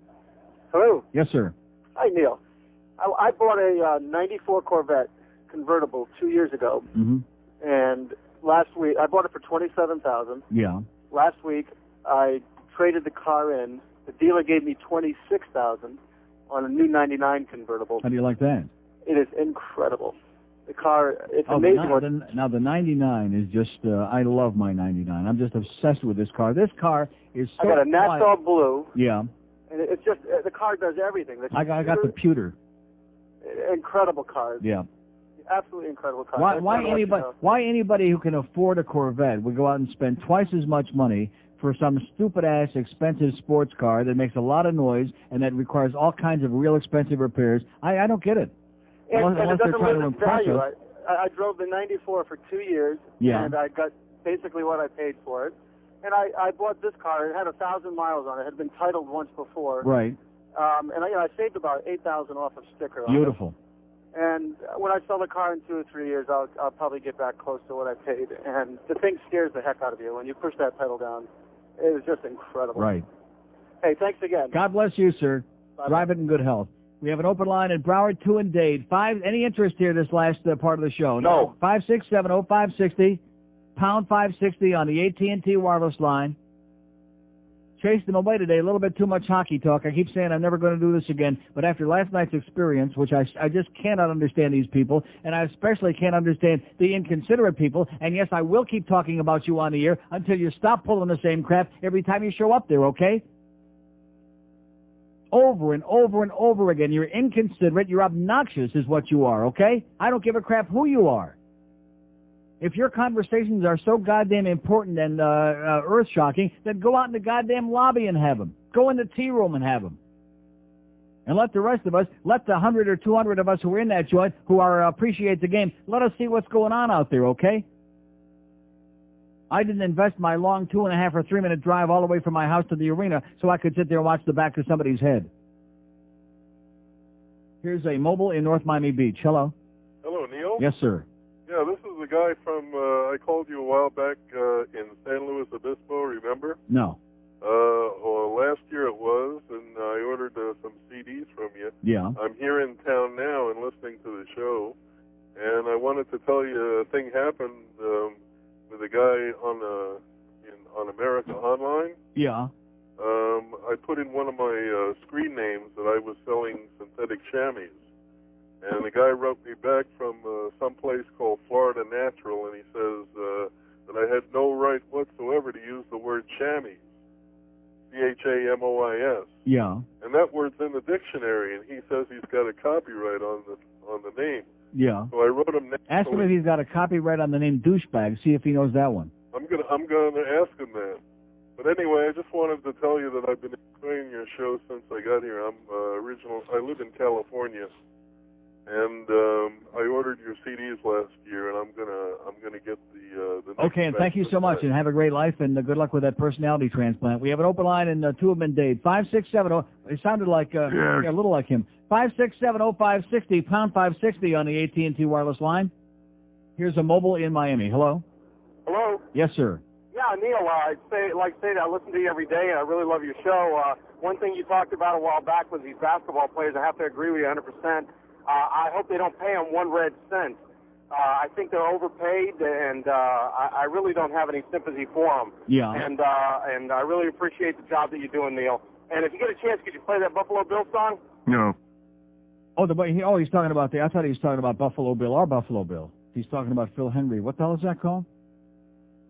The Bill. I know what it's called. This is stalling. Haven't you learned by now what a stall artist I am? I'm sitting on the stall now. Well, Buffalo has a football team, the greatest in the land. And everybody thinks they're great, because they really are. The Buffalo Bills are the number one. See what I mean? So just sing along. When you say Miami, when you say Buffalo, Super Bowl. And here's the Buffalo Bills. Buffalo Bills. They're the greatest team in the history of the human race. They're the Buffalo Bills. They're the greatest thing since sliced bread and canned beer. Yeah, there you go. And you jazz up that redneck stuff. You listen to that banjo. Holy sweet God, listen to that. When you say Buffalo Bills, it don't sound so rednecky, do it? Everybody sing along now. Are you Bill fans? Here we go.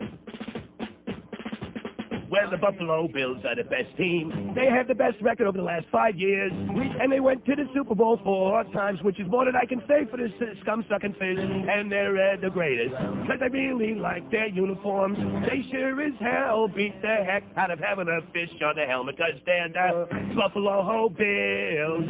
The best football team what I ever seen in the history of my life. They are the Buffalo Bills. The Buffalo Bills. The home of Jim Kelly, the greatest quarterback in the league. Yeah, everybody, the Buffalo Bills. They're the Buffalo Bills. And they've been around longer than the stinking rotten fish. Well, they're the Buffalo Bills. Buffalo Bills. What would you rather have as a pet, a buffalo or a fish? Okay, 126 at 560 WQAM. We have 72 open lines in Dade, 400 in Broward, 567-0560, pound 560 on the AT&T wireless line. Don't forget that Micron PC Bowl tonight. Anybody going to be watching? No. Going to be listening? No. Going to be there? No. Okay, thank you. Ben Coach, get away from the ball, motherfucker. Car theft is on the rise. In America, a car is stolen every 12 seconds. What can you do to protect your car? An expensive car alarm system won't protect your car from being stolen. The club won't protect the valuables inside your car. But a big black guy named Ben can. Get away from the car, motherfucker. For less than you'd pay for an expensive car alarm system, and even less than you'd pay for the club, you can get a big black guy named Ben to protect your automobile. Get away from the car, motherfucker. It's simple to use. Just leave the big black guy named Ben in your car whenever you get out, and he does the rest. Whenever anyone gets within 6 feet of your car, Ben simply gets out of the car and tells them, Get away from the car, motherfucker. Listen to these testimonials from people who use a big black guy named Ben. It's always nice to have someone to ride with, although he really doesn't say much, just... Get away from the car, motherfucker. That's about it. I didn't get a big black guy named Ben to chat with. I got him to protect my car. It's the best investment I've ever made. My neighborhood isn't that great. There have been a lot of car thefts. I can't tell you how many times I've heard... Get away from the car, motherfucker. Knowing that I've got a big black guy named Ben protecting my car lets me sleep better at night. Call now, 1-800-1BIG-GUY. That's 1-800-1-BIG-GUY. And instead of hearing this, you'll hear this. Get away from the car, motherfucker. Thank you. 1:30 at 560 WQM. I'm going to save these two other things. This Howard Beale column about Channel 4, which is falling apart at the seams and how they suck and losing their ass. And the other one about the dance of the happy people, the history of the football dancing, baby. They be doing it. They be styling. They be juking and jiving. Oh, there's that bald-headed Boca Brian. I should have known he'd show up now that I brought him some cash. We have an open line in Broward, all three in Dade, 567-0560 and pound 560 on the AT&T wireless line as we're coming to a very bitter pill to swallow end here today. Wonder what that's all about, huh? You think it's that Peter Worrell stuff? Yes. Yeah, I think that they wouldn't know who the hell he is. Including the people that were cheering and carrying on, they also don't know who he is. Here's Pompano. Hello. Good afternoon, Uncle Neil. Yes, sir. You're right about the fans in the arena. We've talked about this before. Yeah. I had the occasion one evening to sit up in one of the automobile dealers' suites, and right below us is club level, and these jerks are standing up, just waving at the screen and waving at. I finally had to put my hand on a guy's shoulder and say, "Sit down." Yeah. Put your ass in the seat. And regarding the knowledge of the fans, you and I grew up and we learned the game the same way. Hockey night in Canada. Mm-hmm. Okay? Yeah. Why can't one of these TV stations here butch up, grow a pair, and bring us Hockey Night in Canada. Because there's no hockey fans down here. Well, if you get yourself a small dish and stop being so cheap, well, there you go. I have it, but I'm talking about the fans who don't know the game. Would learn the game if they had somebody.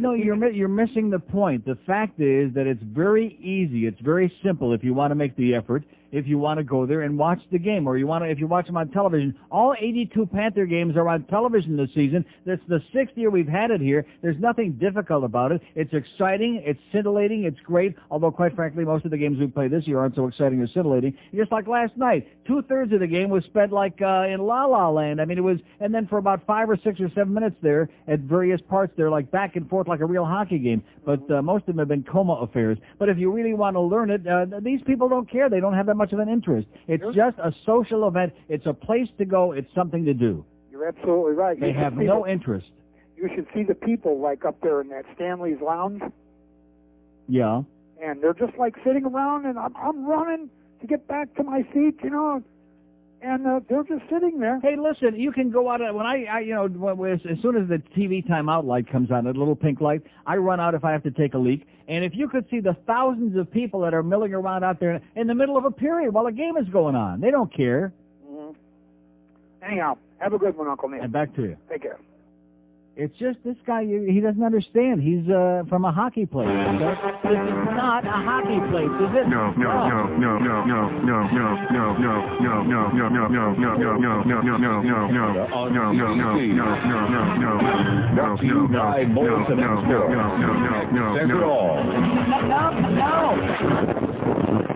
We don't care. They don't want to know. We're not interested. There are no hockey fans here. It's like looking for a needle in a goddamn haystack, right? Yes.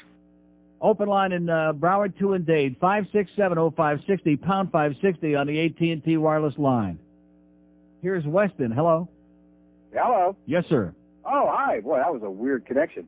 Yeah, I have the same complaint about no matter where you go down here for sports, the people just love to stand up in front of you. I don't understand that They're at all. rude. They're inconsiderate. They don't care about it, whether anybody else can see. In fact, they're probably incensed over the fact that there are those of us who actually want to see what's going on out there. Oh, they're ready to fight with you over it. I went to that. Now I don't go to any football games. I went to the Denver game the other night. Yeah. And the same problem. And the guys, there's like 4 of them standing up every single play, and they're encouraging everybody else around them to stand up too. Mm-hmm. I just don't understand that. Well, I think maybe a little bit too much tailgating might be the problem with that. Okay. Well, one of those Monday night games, you know, that's for sure. But you know.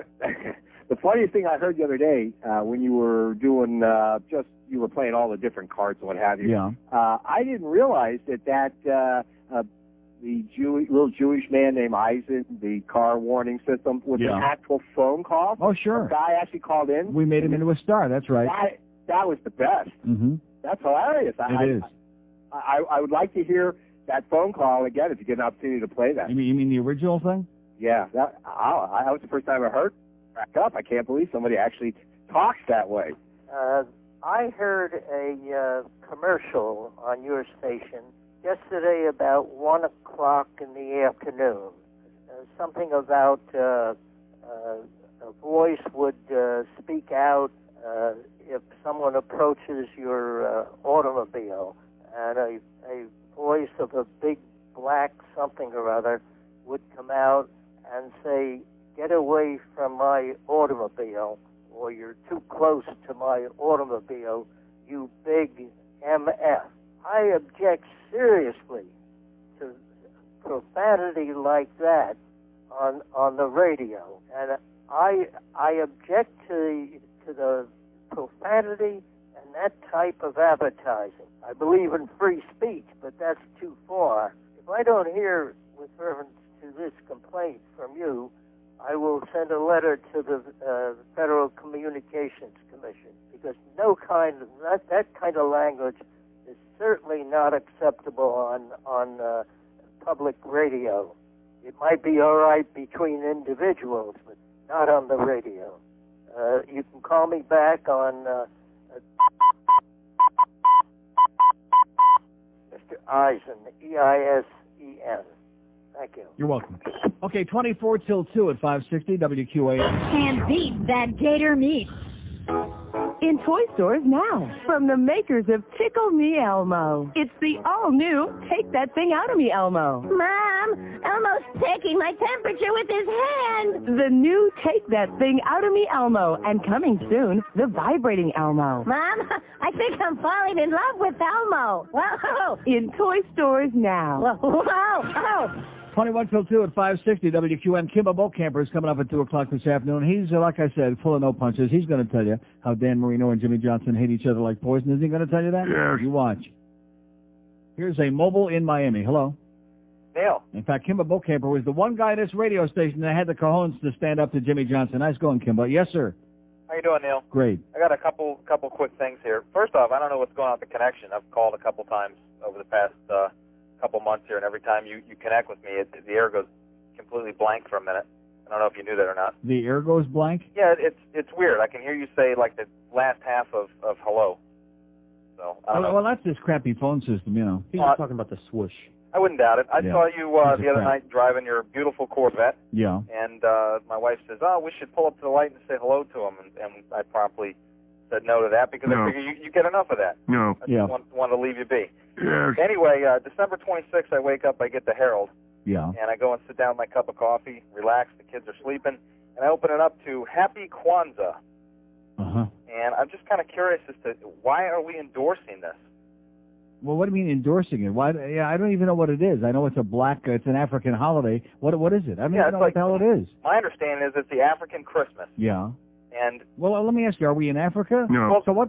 It's called more pandering. The Herald is the greatest panderer on the face of the earth. I agree with you. It just really ruined my morning because we endorse or we. I mean, when I wake up on the 5th of May every year, I don't pick up the Sun Sentinel on the front page say Happy Cinco de Mayo. I know, and Damn it.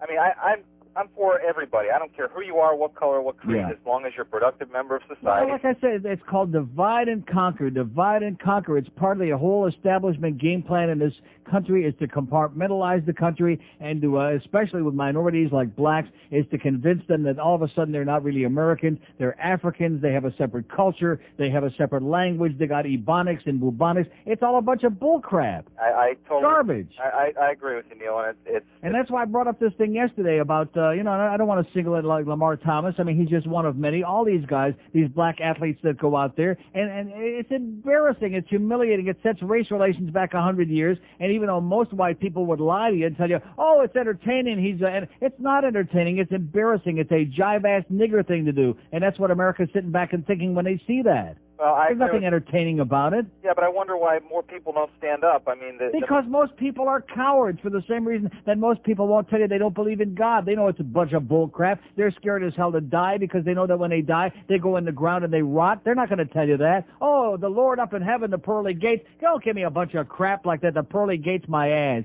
Yeah, I agree. Anyway, I just want to throw my 2 cents in there. Okay, pal. Second thing, real quick. Yes, sir. We haven't been to any Panther games this year. My wife's a fan. I'm a fan. We just haven't had the time with 2 new kids at home. We got a little bit of money for Christmas, and we were thinking about going to see a game. Anything up in the next couple of weeks that you'd recommend? Any teams that we should go Well, I and got see? the Penguins coming Wednesday. I mean, I'm confused. What the hell day is it? It is Tuesday. I don't even know what day it is with the holiday. Then we got the Ducks on Friday, the Mighty Ducks at noon. That's that annual New Year's Day game. And then we got the Penguins on Saturday. All right. What time's the Saturday game? Noon. Outstanding. I'll try and do that one. The Ducks. I mean, at least they got a couple of good players on that team. Yeah, I may consider that too. Okay. Thanks, Uncle Neil. See you there. Bye. You know what they say about the Ducks? They say do something to the Ducks that rhymes with duck, but you never know with Paul Correa and Timu Salami. How's that salami guy doing? We have an open line in Broward, 5670560, pound 560 on the AT&T wireless line. I mean, this is just, I don't know where all these people came from. Supposedly they came from up north. Hockey was really big up north. Do these people follow it up there? No. Do they know anything about it down here? No. Okay, so that's the end of that conversation. Why beat a dead goddamn horse, okay, no matter what color it is, right? Yes. Here's Boca. Hello. Yeah, Neil. Yes, sir. That Kwanzaa was started by a black American businessman or something back in, 72 or 82 to compete with Christmas. Yeah. So To compete with Christmas? Yeah. Now, where do you shop? Like in a Quonset hut? I don't know. But listen, I appreciate what you did Christmas Eve with DJing, and you're mixing those songs. Yeah, I mixed and matched. You did a fine job. I did. It was great. You did a little bit on every past radio celebrity in the area for the past 5 years. Mm-hmm. And I was wondering maybe you could do the same thing New Year's Eve, huh? You mean Thursday? Yeah. I'll think about it. All right. I'll work on it. Thank you. Thank you. By the way, Rick Riley, if you missed the early part of the show, Rick and Suds will be on January 4th on the Stupid Talk. But the real story is that they were getting canned, and Pete Bolger canned them and said, we're not going to renew you. And then Rick Riley came in and carried on like a petulant child and whined and went nuts. As a matter of fact, I hear... And I wet my pants. Yeah, that too. And he said, oh, you need a morning show, Pete. You got no morning show. You need us. You got nothing else. We're the only guys that went up in the last minute. And then Bolger's got the nerve, that fax that somebody sent to me in response to their letter about putting the Battling Brook back on in the afternoon and all the crap, all the harm that Clear Channel has done to that operation over there. And he faxes the guy back. And, well, we put the strongest act we've got in the morning. That's why we're putting Rick and Suds on there. And this is the same guy that was going to blow him out. Pete Bolger continues to be the #1 liar in the radio business in America. Oh! At least that I've met so far. Maybe there's somebody who's got him beat. I haven't met him. A phony, a backstabber, a lying piece of turd like you've never seen in your life. How do you have a conscience? How do you sleep at night, Pete Bolger, knowing how many lives you're destroying in the process, okay? From Craig Worthing to Rick and Suds to everybody over there. Some really good people, some nice people, some decent people, some hardworking people, some talented people. And do you give a crap? No, you don't. Here's Weston. Hello. Neil, Yes, God, sir. Yes, I you am. think we could get an update on the NBA lockout through the Kingfish? To the Kingfish? Yeah, you know, Raheem, well, you know. Mahmoud? Mahmoud, please. Mahmoud, come on, get with We it. got to get with it. Thank Yeah. you. Okay, whatever you said. Okay, well, did anybody understand what he's talking about? No. We have an open line at Day 2 in Broward, 5670560, pound 560 on the AT&T wireless line. Here's a mobile in Parkland. Hello. I've never heard so many suck-ass whining. Yeah, okay, like you. I should have known sooner or later before the day was out, especially this hour now that it's winding down to just... What do you get out, like 4 or 5 words here this time? Why do you even waste your time, asshole? Why do you even waste your time? Now he's in Parkland, he's in Boynton Beach, he's in Lake Worth. No matter where he calls from, he's still from Hunger. This guy, this asshole. He's a jackass. He's an asshole. God. With that voice of yours. I mean, what a dead giveaway with that voice. That they kicked your ass out of New York. In fact, when Rudy Giuliani came in as mayor of New York, that's the first thing he did is kick this jackass out of the city. They said, put him on a bus and send him any place, preferably South Florida. He'll fit in like a rubber glove in somebody's rectum. And he does. Here's Kendall. Hello. Neil, how the hell are you, buddy? Okay, sir. Happy New Year. And same to you. I appreciate all the fine years of showmanship you've given us. But I want to talk to you about the Panther schedule. We don't play the Ducks at home. We don't? No. Who'd we play on New Year's Day? Carolina. We don't play them at I'm home. sorry. That's right. We play Carolina. You're right. This is that little Oh, bastard crap. Gary Carolina. Bettman. Well, you know what I'm thinking? Because it used to be. Yeah. Oh, we were talking about that last night. That's how I got my mind screwed up. We were talking that we used to play the Ducks on New Year's Day. We did once or twice, I think. Exactly. We have no tradition anymore. Oh, we have Carolina. That's right, because we're in this crappy division. So I apologize. I'm sorry, sir. Carolina's coming in on New Year's Day at noon. You don't want to see that. Come We don't see the even play the Penguin game. Ducks at home at all, Yeah. which really sucks. Uh-huh. Well, Anyway, I want to probably talk to better you off for about. us. I agree with you 1,500% now with this these asshole fans, Peter Worrell. You know that they jump on. Well, that. how come everybody that has called me today is all agreeing? The ones that are cheering. Because the people that agree, A, they don't listen to your show.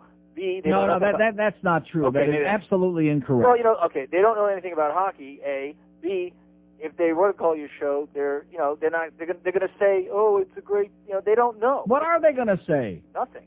They're going to say absolutely nothing because they're in the fog, just like the rest of the fans down here. That has to do with anything, whether it's booing Beezer, cheering for Whitney. They you know, these are the same people that, you know. When I mean, Whitney scores one of the most beautiful goals in the history of the team, and he gets like a half a line in each column by David J. Neal and Michael Russo in the papers today. nothing ever changes. It'll be a highlight goal on every hockey show all over North America for the rest of the season, and here you get like a half a line because you got bozos writing about stuff they don't know what they're writing about. Like David J. Neal writes that, oh, the Islanders goal pulled them within 1 when they never got closer than 2 in a whole game. Well, there you go. The only time they were within 1 was when it was 1-0. I want to ask you, Nothing. going back to the broadcast, why is it that it seems like the most imbecile people work in broadcasting, you excluded. But like how you read that memo yesterday, what other business would write a memo about coffee cups? Yeah. I used to be in the business, and I remember reading these notes about balloons and remotes and the stupidest things like that. Please don't use the coffee cups. I mean, and this is a supposedly semi-quote-unquote major market TV station. Yeah. Canberra Marshall. You know what, though? Oh, wait till I read you this piece tomorrow on this Channel 4 thing. It's unbelievable. You should read memos from broadcast. That would kill a few good days. Okay. Great memos from Wins, especially, remember David Hosley? Oh, yeah. No, I don't want to get depressed. Have a great day, pal. I don't want to get depressed. That sounded like Pete the Board Op. We have 2 open lines in Dade. 567. He's getting too embarrassed to identify himself because he's so chronic now. Good guy, but really chronic. 567-0560, pound 560 on the AT&T wireless line. Get a life, Pete. Here's Kendall. Hello. Neil, how's it going? Okay, sir. All right, I'm a season ticket holder for the Panthers. I listen to your show every day, but this is the first time I've ever called.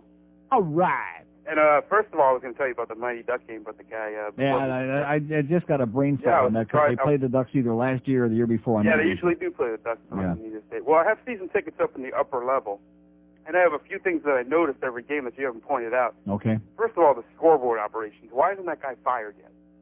Not the guy that's operating the clock, but the guy that's putting up the graphics up there. Yeah.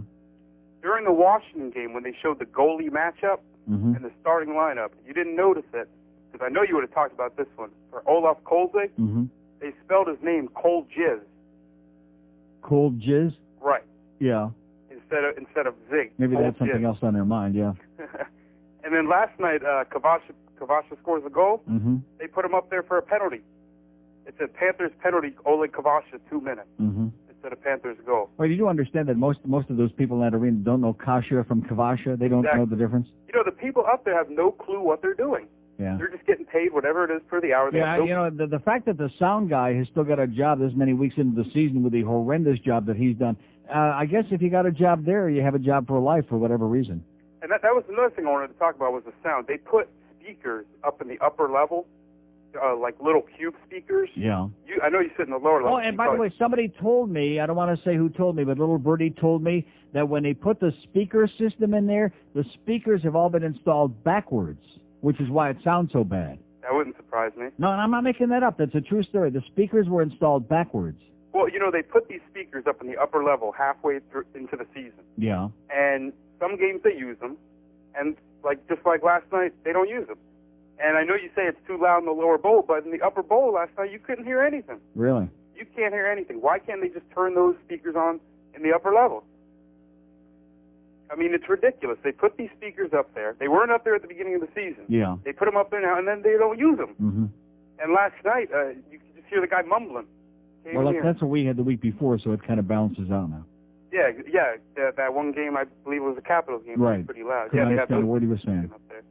And then the goal lights, too. I mean, they go on when they don't score. They don't go on when they do score. Oh, and you don't have to worry about where I sit, them going on when they do, because they just don't go on, period. Where we are, you couldn't see them for love or money. And it's not going to change. They don't care. They don't give a crap. And like I said, when you got 19,500 people in there, and 19,000 of them think that a big black guy who can't skate is the great hockey player, and the guy to get excited about, how do you expect the fans to make a ruckus and say, we want to be able to see the goal lights when a goal is scored? They don't care. Unbelievable. And then how about the glass? Every game, that piece comes off of the top. Yeah. You ever notice that? If there's Well, ever a hit, when you buy all the parts at, used auto body joints, it don't work out too good. Have a great New Year, pal. too. Hey, listen, we're having a good time. Are we having a good time there? Yes. You bet. We're having a kick-ass time. 153 at 560 WQAM.